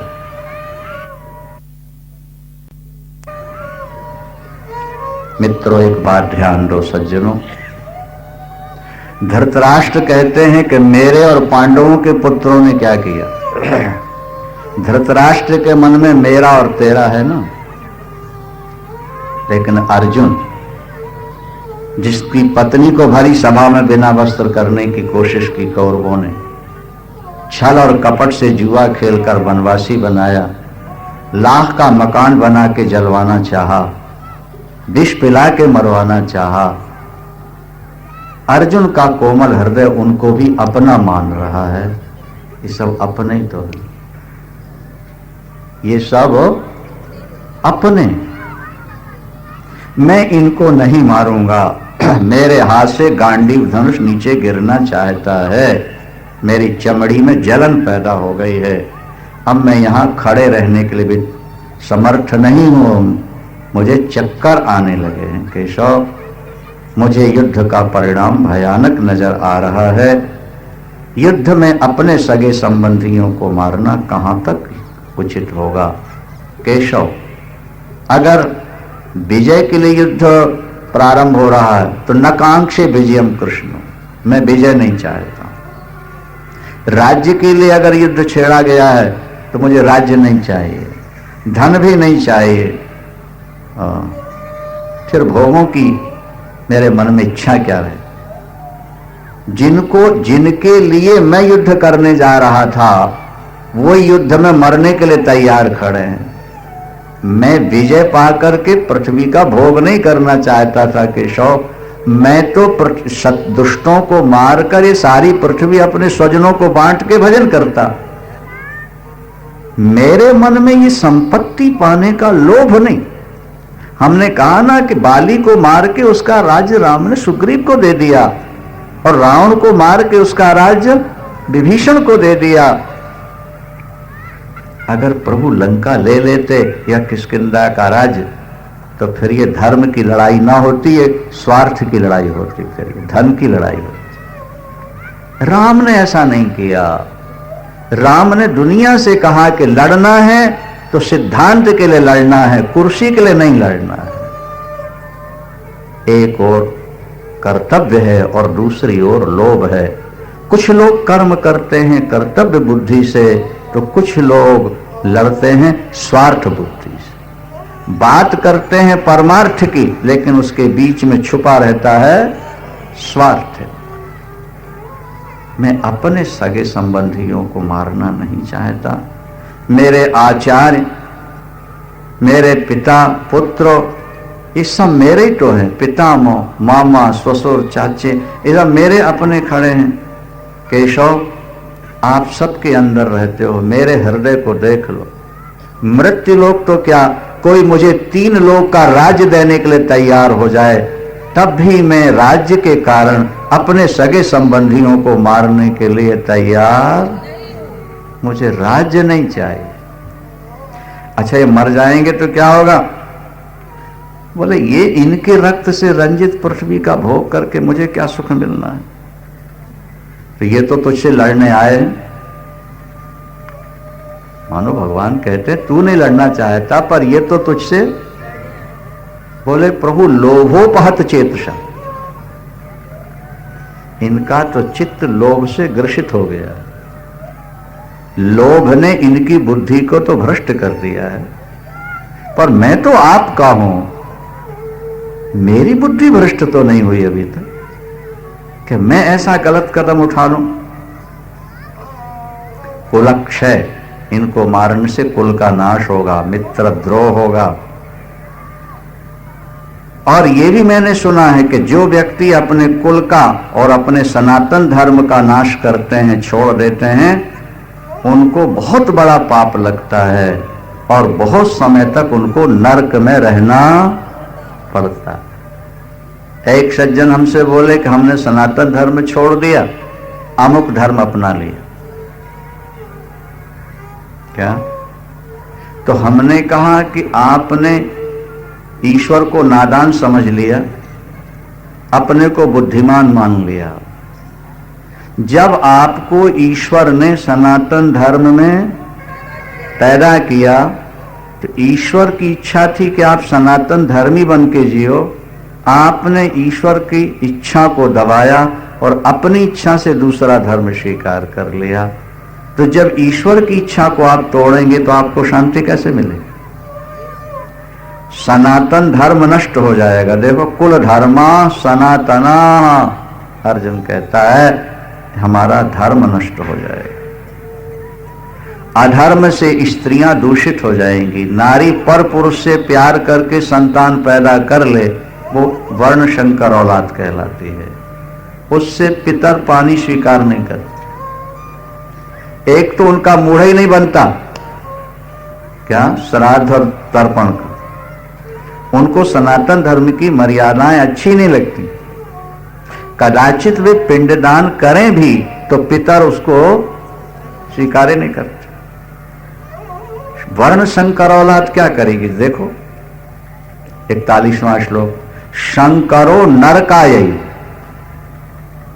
वर्ण शंकर औलाद नरक के लिए होती, वो नरक में ले जाती। इसलिए भारत सनातन धर्म में स्त्रियों की रक्षा के लिए विशेष आदेश दिया गया। स्त्री को स्वतंत्र नहीं रखना। जब तक संतान पैदा हो रही है तब तक तो कम से कम उसको सुरक्षित रखना। ऐसा ना हो कि कहीं कुछ गलत संबंध कहीं जुड़ जाए और गलत ब्लड तुम्हारे परिवार में आ जाए और वो तुम्हारे वंश का नाश करे। स्त्री की सुरक्षा केवल इसलिए कि हमारी वर्ण संकरता हमारे परिवार में ना आने पाए, क्योंकि जिसके यहां वर्ण शंकर औलाद पैदा होती है उसको और उसके पितरों को बहुत समय तक नरक में निवास मिलता है, ऐसा अर्जुन का अपना मानना है। और उनके सारे धर्म भी नष्ट हो जाते, जाति धर्म कुल धर्म नष्ट हो जाते। ऐसा मैंने सुना है। मैं बहुत बड़ा पाप करने के लिए तैयार हो गया केवल राज्य के लोभ से। केशव, ये भले मुझको मार दें लेकिन मैं इनको मारना नहीं चाहता, कह करके धनुष बाण उसने अपने रथ पर रख दिया और बैठ गया। ये भूमिका है। इसका उत्तर जरूर सुनना है आपको। देखो, पंजाबी में चाबी को ताली भी कहते हैं। ताला खुलता है जिससे उसको, तो ताली से ताला खुलता है और इसको भी ताली कहते हैं। अगर ये बज जाए तो ऊपर के ताले भी खुल जाते हैं बैकुंठ जाने के लिए। हाँ, इसीलिए ताली साथ में, ताली की ध्वनि जब कीर्तन हो। परमात्मा ने परमानेंट साज अपने को दे रखा है ना, इसका सदुपयोग करना। 2 मिनट की बात सुने और फिर आरती करें। जब अर्जुन ने शस्त्र छोड़ दिए, ऐसा लगता है कि अर्जुन का पक्ष ठीक है कि अपने लोगों को न मारकर हिमालय में जाके भजन करना चाहिए। क्या? लेकिन ये बुजदिली है शास्त्र की दृष्टि से। अपने कर्तव्य का पालन न करना ये बुजदिली कहलाते हैं। जो माली बाग को सींचता है, पेड़ों को खाद पानी देता है, वही माली कैंची लेकर उनकी गलत डालों को काट भी देता है। अगर वो गलत जाने वाली डालों को काटेगा नहीं तो फिर बाग का सौंदर्य बढ़ नहीं सकता है। फिर बाग और जंगल एक सा हो जाए। वो खाद और पानी प्यार से दे रहा है, लेकिन जब देखता है कि डालें अनावश्यक यहां वहां बढ़ रही हैं तो नहीं। आप अपने बढ़ने वाले बाल क्यों कटवा देते हो? नाखून क्यों काटते हो? अनावश्यक अगर नाखून बढ़ रहे हैं तो उनको हम काटते हैं। समाज में भी कुछ लोग ऐसे पैदा हो जाते हैं जो अनावश्यक दूसरे की धन और धरती का अपहरण करते हैं, दूसरे के धर्म का नाश करते हैं। ये लोग भी समाज के नासूर हैं, कैंसर हैं। इनको अलग करना पाप नहीं है, धर्म है। क्या समझे? डाकू भी चाकू मारता है और डॉक्टर भी चाकू मारता है पेट में। एक मारने के लिए मारता है, दूसरा मरते को बचाने के लिए मारता है। आप डाकू बनकर चाकू नहीं मारना, डॉक्टर बनकर के चाकू मारो। आप समाज की व्यवस्था के लिए, समाज की सुरक्षा के लिए चाकू चलाओ। खून खराबा क्यों करते हो? अरे भाई, गलत व्यक्ति अगर अपने गलत रास्ते से नहीं मुड़ रहा तो उसको समाप्त करना पुण्य है, पाप नहीं है।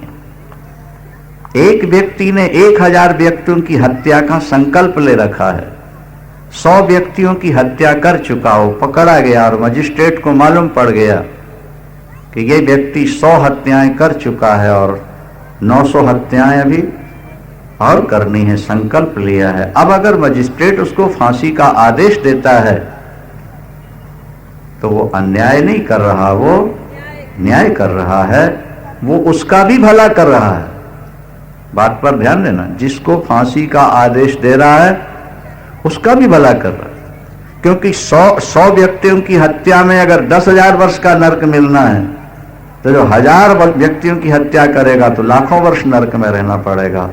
तो मजिस्ट्रेट ने उसको सजा देकर 90,000 वर्ष की सजा से उसको मुक्त कर दिया, उसका भी भला हुआ।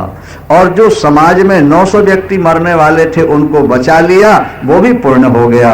वो भजन करेंगे, उससे समाज की व्यवस्था होगी और पुण्य मिलेगा। भगवान का तर्क ये है कि अर्जुन, जब तूने युद्ध का निर्णय ले लिया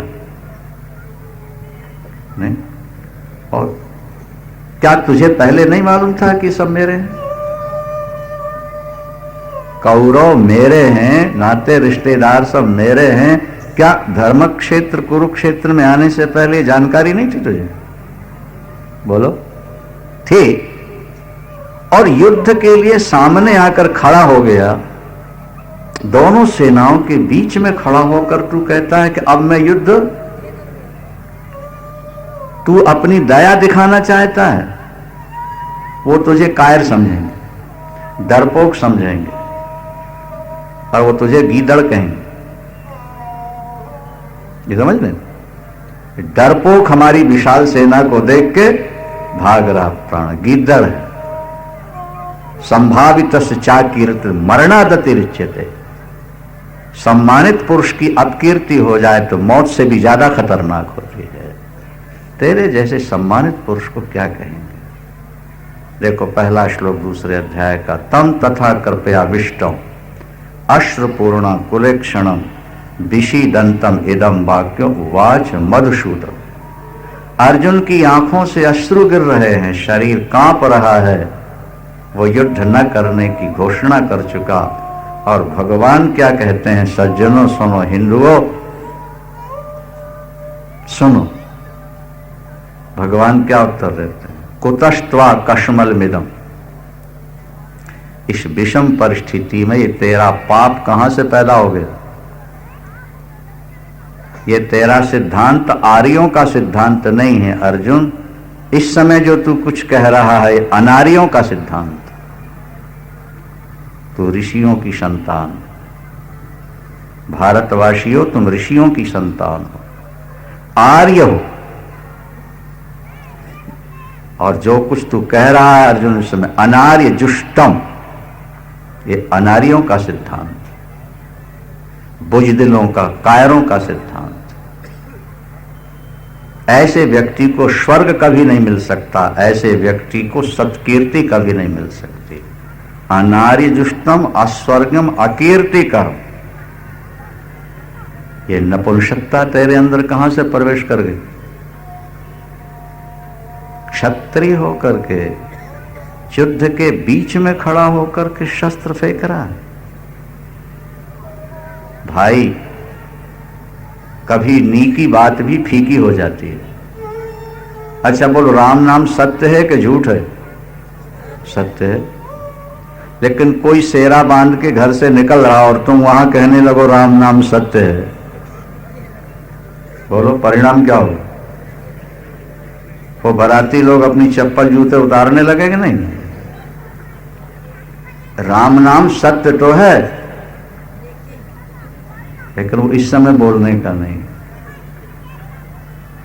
जीवों के प्रति दया दिखाना और भजन करना ठीक तो है, लेकिन जब एक और अत्याचारी पापाचारी हमारे धन और धर्म और धरती को छीन रहे हों, हमारा सर्वस्व लूटने के लिए तैयार खड़े हों, और हम युद्ध के सामने आकर उपस्थित होकर फिर वो बात कहते हैं, वो फिर अनारियों का सिद्धांत होगा।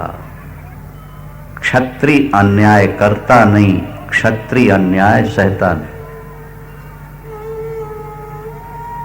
अगर तू युद्ध की घोषणा स्वीकार न करता, एक अलग पक्ष था, पर जब दोनों तरफ सेना खड़ी हो चुकी है, शंखत ध्वनि हो चुकी, और अब तू कहता है मैं युद्ध नहीं कर। क्लैब्यम, मालूम पड़ता है कि वो नपुंसकता जो 1 साल के लिए तुझे मिली थी आज फिर जाग उठी है। बोलो वृंदावन। अर्जुन 1 वर्ष तक नपुंसक बन के रहा ना, आप लोगों ने सुना पढ़ा होगा, राजा विराट के यहां जब था। उर्वशी ने श्राप दिया था कि तू नपुंसक हिजड़ा हो जा जिंदगी भर के लिए। कथा सुनी आप लोगों ने? नहीं, महाभारत में ये कथा विस्तार से है। अर्जुन 5.5 वर्ष स्वर्ग में रहा, 5.5 वर्ष महाभारत में लिखा हुआ। शस्त्रास्त्र विद्या सीखने गया था, गंधर्व विद्या, संगीत विद्या, स्वर्ग सीखने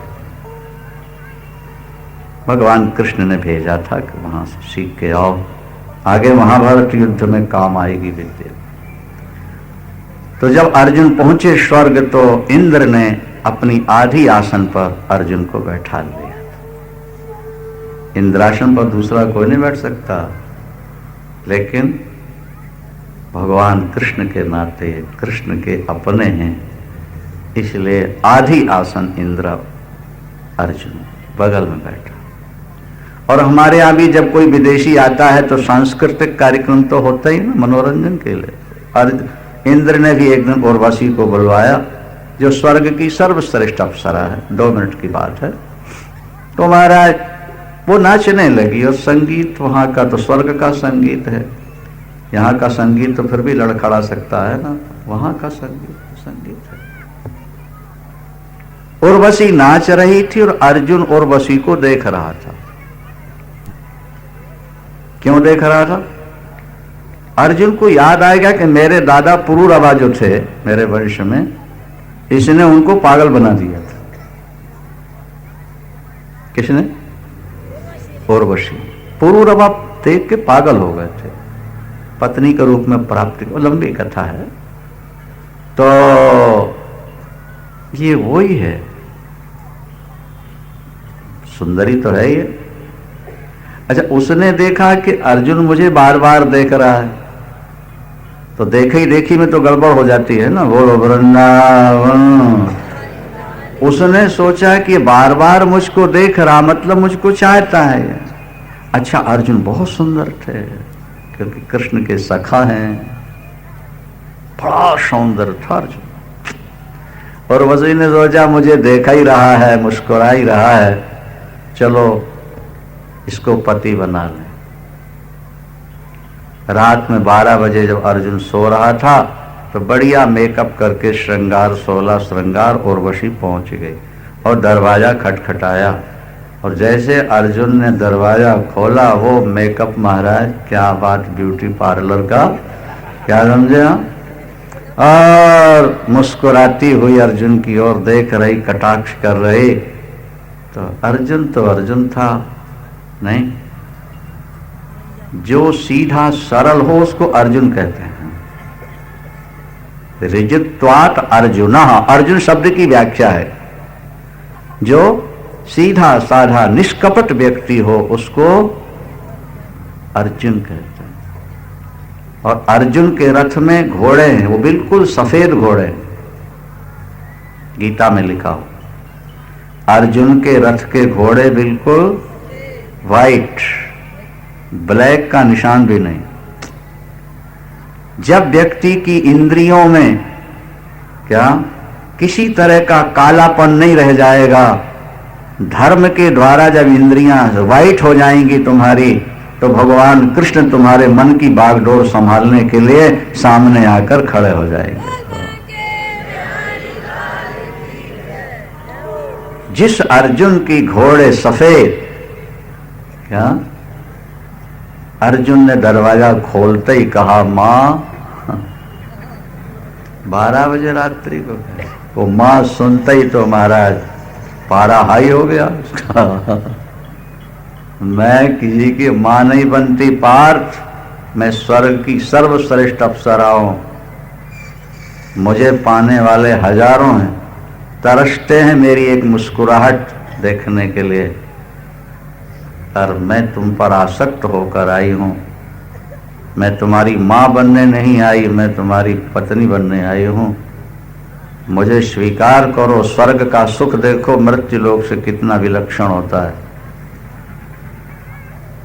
अर्जुन ने कहा हां, मैंने आपको देखा तो था उस समय, और जहां तक कुछ गौर से भी मैंने देखा था, पर क्या बेटा मां को गौर से नहीं देख सकता है? यथा कुंती च माद्री च सची चैव अरुंधति। मैं जिस दृष्टि से माता कुंती को देखता हूं, माद्री को देखता रहा, और जिस दृष्टि से मैं इंद्र की पत्नी इंद्राणी को देख रहा हूं, मां उसी दृष्टि से मैं तुम्हें देख रहा हूं। मैं तुम्हारा पुत्र हूं, तो मेरी मां हो, मेरी रक्षा करो जैसे मां बेटे की रक्षा किया करती है।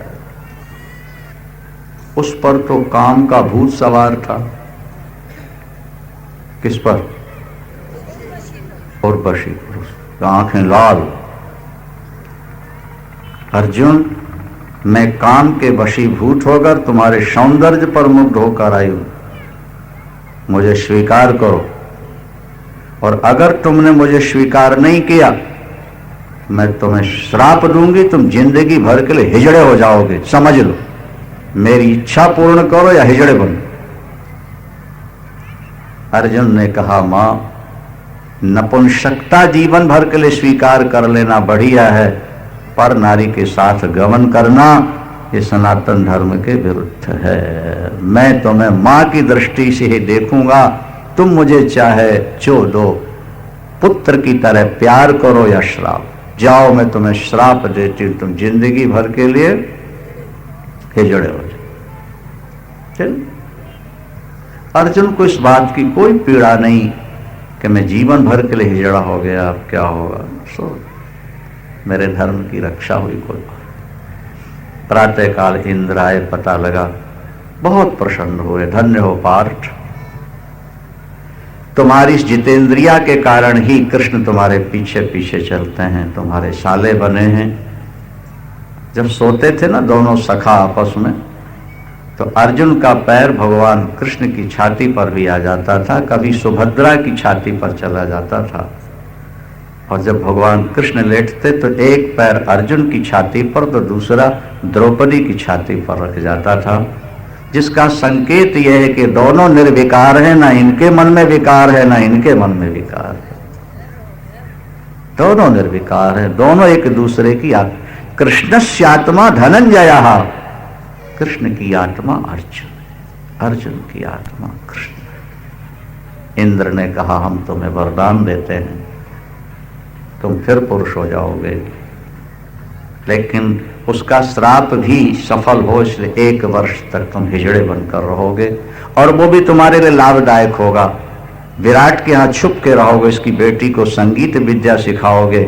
ज्यादा संपर्क में रहने से दोष आने की संभावना रहती है। हिजड़े रहोगे तो दोष नहीं आने पाएगा, ये वरदान हो जाएगा तुम्हारे लिए। 1 वर्ष अर्जुन हिजड़ा बन के जिए। आज जब युद्ध में शस्त्र फेंकने लगा तो साले बहनोई हैं, इसलिए मजाक भी तो हो सकती है ना। क्लैब्यम माश्मगम पार्थ, अर्जुन ये नपुंसकता तेरे अंदर कहां से आई? नहीं तत्वयि उपपद्यते, तेरे जैसे शूरवीर व्यक्ति के लिए ये नपुंसकता योग्य नहीं है। उठ खड़ा हो युद्ध के लिए। क्षुद्रम हृदय दौर्बल्यम, इस हृदय की दुर्बलता को, क्षुद्र दुर्बलता को त्याग और युद्ध के लिए खड़ा हो। आगे अर्जुन क्या कहेगा और फिर उपदेश 11वें श्लोक से प्रारंभ। सुनना है, गीता सुननी है बस। हर हर महादेव, शिवा के बिहारी लाल की। कल आप लोग सुन रहे थे, अर्जुन के मन में कार्पण्य दोष आ गया। अर्जुन के मन में परिवार का मोह जागृत हुआ, उससे विषाद हुआ। जब व्यक्ति के मन में मोह जागृत होता है तभी व्यक्ति विषादग्रस्त होता है। अगर व्यक्ति के जीवन में तनाव है, टेंशन है, तो उसका मूल कारण परिवार का मोह है। अज्ञान से मोह पैदा होता है और मोह से विषाद पैदा होता है। विषाद से दुख का जन्म हुआ करता है। व्यक्ति की सारी जिंदगी रो रो करके कटती है जो परिवार के मोह में फंस जाता है। भागवतकार कहते हैं, कश्य के पति पुत्राद्या। इस दुनिया में कौन किसका पति और कौन किसकी पत्नी, कौन किसका पुत्र अपने नहीं हैं, लेकिन अज्ञान के कारण अपनापन भासता है। कश्य के पति पुत्राद्या मोह एव ही कारण। ये मेरापन मोह से जागृत होता है। पदार्थ का अभाव दुखी नहीं बनाता, पदार्थ से संबंध दुखी बनाता है। बात पर ध्यान देना। कोई वस्तु हमसे बिछुड़ जाए उसका दुख नहीं होता, उससे हमारा अटैचमेंट अगर है तो दुख होता है। और ये अटैचमेंट आत्मा से नहीं होता है, ये केवल मन से हुआ करता है, अंतःकरण से होता है। इसे संभालने का प्रयास करो।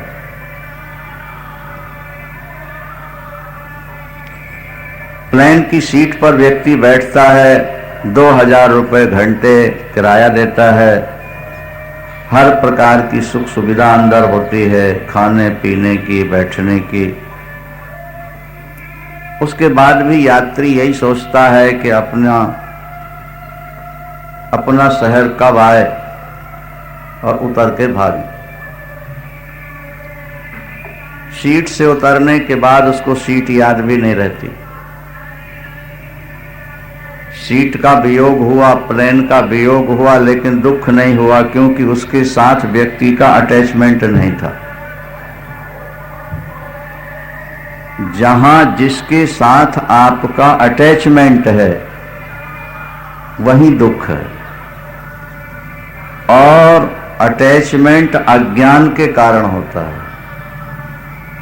ज्ञान किसी के साथ चिपकता नहीं है और अज्ञान कभी न्यूट्रल रह सकता नहीं। ये ध्यान रखें। अज्ञान मोह को जन्म देगा और मोह दूसरे के साथ चिपकेगा। जैसे गोंद का स्वभाव है, सीमेंट का स्वभाव है, 2 कागजों को या 2 ईंटों को जोड़ दे, ये सीमेंट का स्वभाव है। इसी तरह अज्ञान से जब मोह पैदा होता है नहीं तो फिर व्यक्ति एक दूसरे से चिपक जाता है।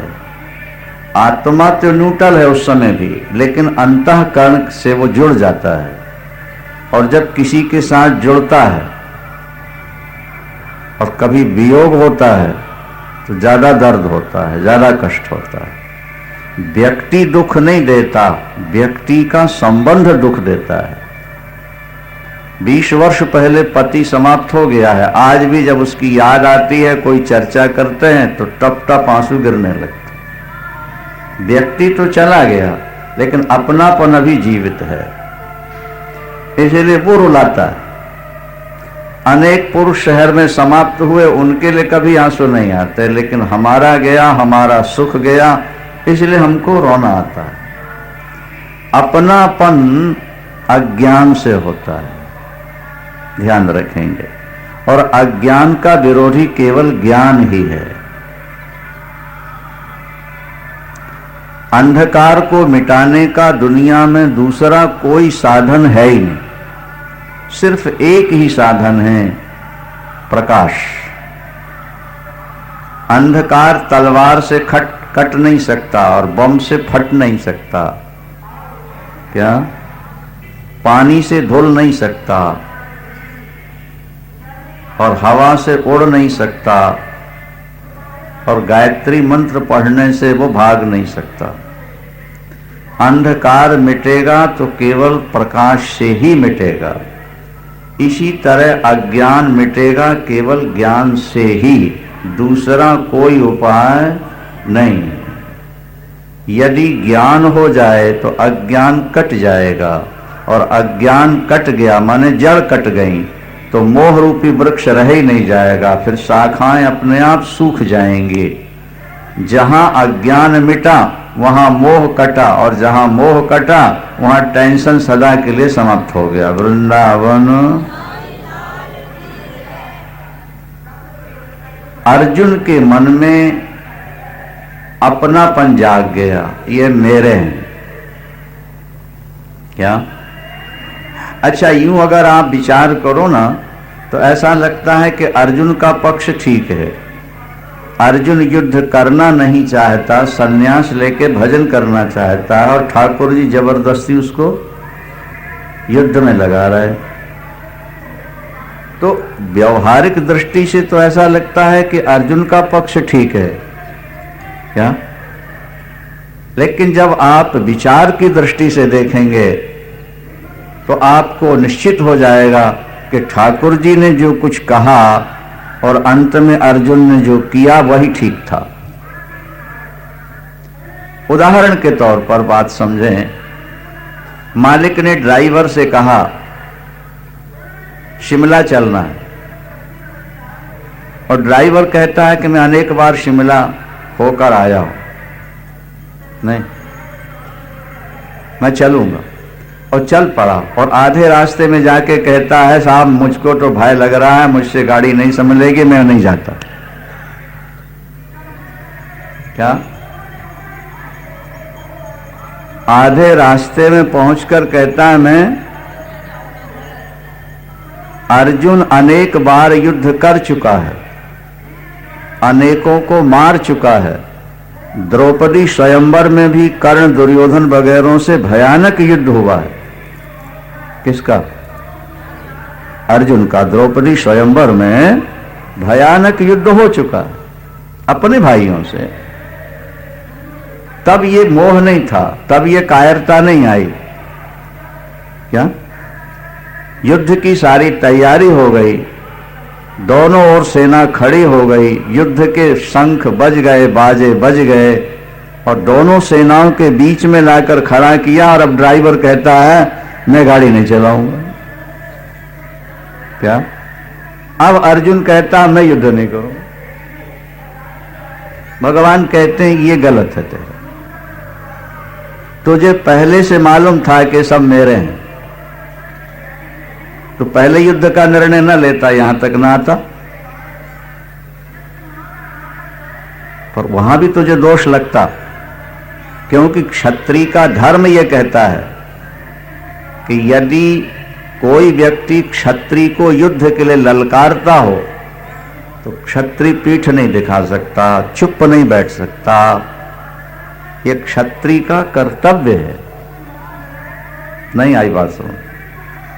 जब लक्ष्मण को शक्ति लगी और हनुमान जी सजीवन बूटी लेकर आ रहे थे, भरतलाल जी ने बाण मारा और जब वो गिर गए और होश में आए हनुमंत लाल जी और समाचार दिया कि इस समय लक्ष्मण के प्राण संकट में हैं, सूर्योदय से पहले सजीवन नहीं पहुंची तो लक्ष्मण नहीं बचेंगे, और लक्ष्मण अगर समाप्त हो गए तो राम जी ने प्रतिज्ञा कर ली है कि लक्ष्मण की चिता ही राम की चिता होगी, और अगर लक्ष्मण की चिता पर राम बैठ गए तो सीता जी सुनते ही प्राण त्याग देंगी, और राम लक्ष्मण सीता गए तो सारी अयोध्या नष्ट हो जाएगी। और तब भरतलाल जी को भयानक पीड़ा हुई। आहा तात में कत जग जानो कि प्रभु के एकऊ काज ना आयो। ध्यान से सुने बात को। सुमित्रांबा आ गई भरतलाल का रोदन सुन करके और बोली, क्या बात है बेटे, क्यों रो रहे हो? रोते रोते सुनाया कि सीता हरण हो चुका है और युद्ध में भैया लक्ष्मण मूर्छित हैं और सूर्योदय तक सजीवन बूटी नहीं पहुंची तो लक्ष्मण के प्राण नहीं बचेंगे। तो सुमित्रांबा अधीर नहीं हुई, बल्कि हनुमंत लाल से पूछती हैं कि ये तो बताओ हनुमंत लाल, शक्ति लक्ष्मण की पीठ में लगी है कि छाती में लगी है? मां ये पूछने का क्या अभिप्राय है? बोले पहले तुम बताओ फिर मैं जवाब दूं। मां छाती में लगी।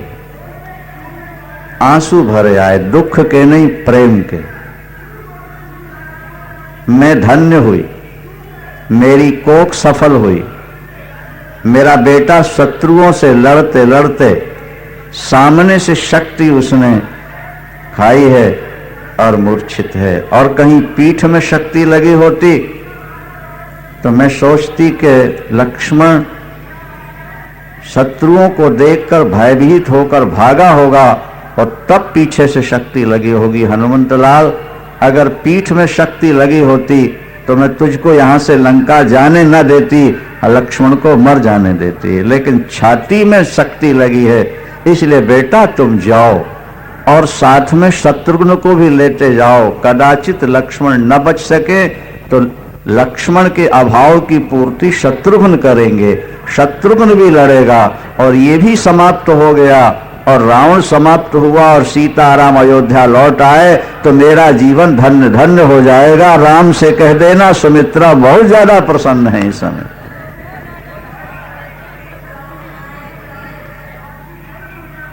क्यों? बोले हम क्षत्राणी हैं। क्षत्राणी गर्भ इसीलिए धारण करती है कि मेरा बेटा या तो रण में मरे या वन में मरे। ध्यान से सुनिए बात को, जोर से बोलें। वृंदावन श्रीमन नारायण नारायण नारायण।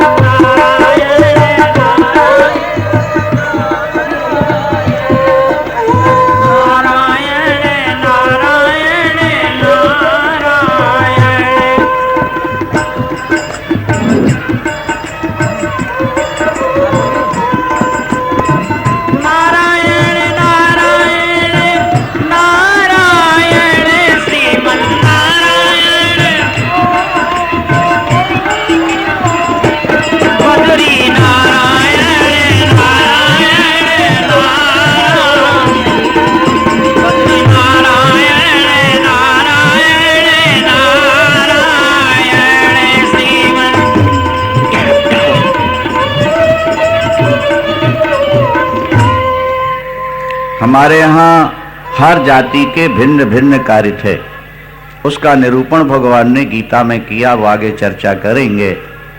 और व्यक्ति अपने धर्म का, अपने कर्तव्य का पालन करता रहे तो हिमालय में जाकर तप किए बिना भी उसे परमात्मा की प्राप्ति हो सकती है। स्वकर्मणा तमभ्यर्चो सिद्धिम विन्दति मानवः। अपने कर्म के द्वारा ईश्वर की पूजा करो। जो व्यक्ति अपना कर्म करता है और उसमें बेईमानी नहीं आने देता है, उसमें आसक्त नहीं होता, फल की इच्छा नहीं रखता, वो व्यक्ति कर्म करता हुआ भी ईश्वर को प्राप्त हो जाता है। तदर्थम कर्म कौन्तेय, कर्म करो लेकिन उसके लिए, ईश्वर के लिए। वृंदावन। अर्जुन ने दोनों सेनाओं के बीच में शस्त्र डाल दिए, मैं युद्ध नहीं करूंगा। और तब ठाकुर जी ने कहा कि नपुंसकता तेरे अंदर कहां से आ गई, कायरता कहां से आ गई, उठ खड़ा हो युद्ध के लिए। माला जपना ही भजन नहीं है, लड़ना भी भजन है, और झाड़ू लगाना भी जमादार के लिए भजन है, और रोटी बनाना भी स्त्री के लिए भजन है, सास ससुर की सेवा करना भी भगवान का भजन है। भजन का मोटा मोटा अर्थ लोगों ने ले लिया कि बस माला लेके बैठ जाओ, एकांत में बैठ जाओ तो भजन। गलत है। भगवान कृष्ण घोषणा पूर्वक कहेंगे, आगे आप सुनेंगे, सिद्धिर भवति कर्मजा। लंबी व्याख्या होगी। कर्म भगवान की पूजा है। यदि वो ईश्वर को सामने रखकर कर्म किया जाए, सास ससुर की सेवा सास ससुर की सेवा नहीं है, ये शंकर और पार्वती अम्बा की सेवा है, राधा और कृष्ण की सेवा है, लक्ष्मी और नारायण की सेवा है। भाव आना चाहिए। जहां तुम्हारा भाव बन गया वहां तुम्हारा कर्म भगवान की पूजा हो गई, और भाव बिगड़ गया तो तुम्हारी पूजा भी कुकर्म हो गए। मेघनाद भी हवन करता है, यज्ञ करता है, रावण भी बड़े बड़े यज्ञ करता है, लेकिन ध्यान क्या है, भाव क्या है? सीता सदा के लिए मेरे पास रह जाए, राम समाप्त हो जाएं, सेना राम की समाप्त हो और युद्ध में हमारी विजय हो। तो यज्ञ तो कर रहा है, यज्ञ करना तो अच्छी बात है, लेकिन यज्ञ का जो भाव है, फल चाहता है, वो दूषित है। एक व्यक्ति मंदिर में बैठ के माला जप रहा है, लेकिन जेब काटने की बात भी सोच रहा है। वो पूजा नहीं कर रहा। कई लोग यहाँ के बैठते हैं, कोई अपना वहां बैग रख के, थैला रख के मत्था टेकने आए तो उसका जेब साफ भी कर देते हैं। कोई बढ़िया जूते पहन के आए और उतार कर इस तरफ आए के वो उठा के, तो उसका यहां आना भी पाप है, उसका यहां आना भी पाप है। और जो अपने कर्तव्य को समझ के घर बैठकर कर्म कर रहा है, उसका कर्म करना भी पुण्य है। अर्जुन ने जब शस्त्र डाल दिए तो भगवान ने कहा, इस हृदय की दुर्बलता को तुम छोड़ो पार्थ, और उठकर खड़े हो जाओ युद्ध के लिए। जब भगवान ने कहा कि हृदय की दुर्बलता को छोड़ दो और उठकर खड़ो हो युद्ध के लिए, तो अर्जुन ने हाथ जोड़ लिए, आंखों में आंसू भर लिए। ठाकुर, कथम भीष्म महम संख्ये, इस युद्ध में हम कल तक जिनकी पूजा करते रहे पुष्पों से, आज उन पर हम बाण चलाएं। गुरु द्रोणाचार्य हमारे श्रद्धेय गुरु और भीष्म पितामह हमारे कुल के वृद्ध, ये दोनों पूजनीय हैं। कल तक पुष्पों से पूजा, आज बाणों से पूजा करूं उनकी। जो पूजन के योग्य हैं वो मेरे सामने खड़े हैं, मैं उन पर शस्त्र नहीं चला सकता। यद्यपि हमारे शास्त्र ये कहते हैं कि युद्ध में पिता भी अगर पुत्र को ललकारे तो उसको पीठ नहीं दिखानी, लड़े। गुरु से भी लड़ना, परशुराम लड़े, परशुराम से पितामह भीष्म लड़े। भीष्म पितामह परशुराम के शिष्य हैं। और जब अंबा ने जाके शिकायत की कि मेरा हरण किया भीष्म ने और अब शादी नहीं कराना चाहते, तो परशुराम जी ने समझाया कि भीष्म तुम शादी कर लो। उन्होंने कहा गुरुदेव आपको जानकारी है कि मैंने गंगा तट पर प्रतिज्ञा की हुई है कि शादी नहीं कराऊंगा, और इस लड़की ने पहले कह दिया कि मेरा शल्य से मन जुड़ा हुआ है, शल्य मुझसे प्यार करता और मैं शल्य से प्यार करती हूं, इसलिए मैंने ससम्मान इसको विदा किया। अब शल्य ने इसको स्वीकार नहीं किया और फिर आके मुझसे कहती है कि शादी कराओ। एक तो जो लड़की दूसरे को चाहती है उससे शादी कैसे, और दूसरे हम प्रतिज्ञा कर चुके हैं कि हम शादी कराएंगे नहीं। तो गुरुदेव ऐसे कार्य के लिए मुझे आदेश नहीं दीजिए। परशुराम ने कहा यह गुरु का आदेश है, या तो शादी कराओ न युद्ध के लिए तैयार हो जाओ। उन्होंने कहा गुरुदेव शादी नहीं कराऊंगा, युद्ध के लिए तैयार हूं। क्या भाई, शादी नहीं कराऊंगा, युद्ध के लिए, और युद्ध करूंगा पहले आपके चरणों में प्रणाम करके, क्योंकि क्षत्रिय को कोई ललकारे तो वो पीठ नहीं दिखा। हुआ भयानक गुरु शिष्य का युद्ध हुआ, और अंत में परशुराम जी ने सिर पर हाथ रख के आशीर्वाद दिया, अपने आप को पराजित मानने। अभिप्राय कहने का अपने कर्तव्य का पालन करना भी ईश्वर को प्राप्त करने का ठीक ठीक रास्ता है। जब अर्जुन ने कहा कि मैं भीष्म पितामह और गुरु द्रोणाचार्य पर शस्त्रों की वर्षा कैसे करूंगा, गुरुओं को युद्ध में न मारकर भिक्षा मांगकर खा लेना ठीक है। हत्वार्थ कामास्तु गुरु नैव, अर्थ और काम के लिए गुरुओं की हत्या करके उनके रक्त से रंजित पृथ्वी का मैं उपभोग करूंगा, यह कभी नहीं हो सकता। गुरुदेव प्रभु भगवान चुप हैं, युद्ध के लिए खड़ा हो जाए, इतना कहने के बाद भगवान चुप हो गए। अर्जुन ने अपने तर्क रख दिए, भगवान चुप है। ये देखना चाहते हैं इसकी इच्छा क्या है। मैंने कहा उठ खड़ा हो, ये खड़ा नहीं हो रहा, तर्क दे रहा। लेकिन अर्जुन बहुत समझदार है, समझिए जरा। इतना कहने के बाद अर्जुन कहता है प्रभु एक तो मुझे यह निश्चित नहीं हो पा रहा कि मेरी विजय होगी या कौरवों की विजय होगी। दूसरे ये भी निश्चित नहीं है कि युद्ध करना मेरे लिए ठीक है या न करना ठीक है। युद्ध करना ठीक है या न करना ठीक है, विजय मेरी होगी या उनकी होगी, ये मेरी बुद्धि समझ नहीं पा रही। मान लिया जाए कि मेरी विजय हो भी जाए तो भी मैं जिनके बिना नहीं रह सकता उनको मार करके मैं राज्य नहीं चाहता।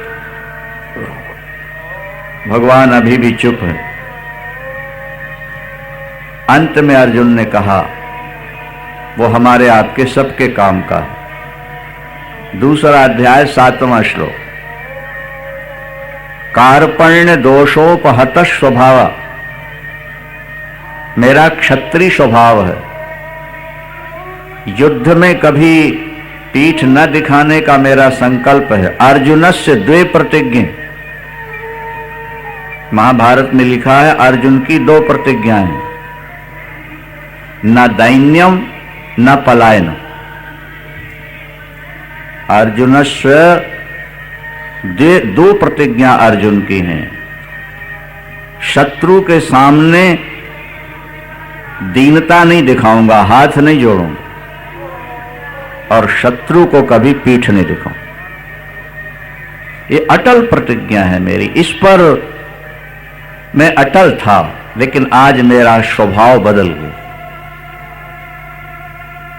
आज मैं युद्ध से वापस जाने को तैयार हो गया। अब मेरे मन में दीनता आ गई। कार्पण्य दोषोपहत स्वभाव पृच्छामि त्वाम, मैं आपसे पूछ रहा हूं धर्म सम्मूढ़ चेता, धर्म का निर्णय लेने में मैं समर्थ नहीं रहा। इस समय मेरी बुद्धि समर्थ नहीं है ठीक ठीक निर्णय लेने, इसलिए मैं आपका शिष्य हूं, मुझे आप शिक्षा दीजिए, मैं आपकी शरण में आ गया हूं। ये 4 बातें कह दी अर्जुन ने। मेरे मन में कार्पण्य दोष आ गया, मेरा स्वभाव बदल गया, कार्पण्य दोष आ गया, मैं धर्म का निर्णय नहीं कर पा रहा, मैं आपका शिष्य हूं, आप मुझे शिक्षा दीजिए, मैं आपकी प्रपन्नम शरणागतम, मैं आपकी शरण में आ गया। मैं आपका शिष्य हूं, मैं आपकी शरण में आ गया, शरणागत हो। अब शास्त्र क्या कहते हैं? जो व्यक्ति शिष्य बन जाए उसके उद्धार की जिम्मेदारी गुरु पर चली जाती है। जो शरण में आ जाए उसकी रक्षा करना ये समर्थ का कर्तव्य हो जाता है। जो शरणागत का त्याग करे उसको पाप लगता है, शरण में आए का जो त्याग करें उनको पाप लगता है। और शिष्य अगर दिग्भ्रमित हो रहा है, ये गुरु के लिए कलंक की बात। इसलिए जल्दी शिष्य बनाना नहीं, जल्दी गुरु बनाना नहीं, ये शास्त्र का आदेश है। शिष्य बनाना उसको भी समझ लेना अच्छी तरह पहले, ये शिष्य बनने लायक है या नहीं। और जिसे तुम गुरु बनाने जा रहे हो उसके बारे में भी ठीक ठीक समझ लो कि इनमें गुरु की योग्यता है या नहीं। गुरु में 2 योग्यताएं होनी बहुत जरूरी है। एक तो शास्त्रों का ठीक ठीक ज्ञान हो गुरु को, और दूसरे ब्रह्मनिष्ठ हो, निरंतर भजन में लगा रहता हो। श्रोत्रियं ब्रह्मनिष्ठम, गुरु को शाब्दे परे च निष्णातम, शब्द ब्रह्म और पर ब्रह्म में निष्णात होना, कुशल होना चाहिए। और शिष्य के अंदर बोले श्रद्धा होनी चाहिए। नहीं, अगर श्रद्धा उसके अंदर नहीं है, शिष्य का ये मतलब नहीं है कि गुरुजी हम आपको तो मानते हैं पर आप हमारी ये बात मान लो, बोलो वृंदावन। ये गुरु का कर्तव्य नहीं होता। गुरु को निर्णय वही देना है जो शास्त्र कहते हैं, जिससे उसका कल्याण हो जाए। क्या? शिष्य का कर्तव्य है गुरु की सेवा करना, और गुरु का कर्तव्य है शिष्य का कल्याण करना।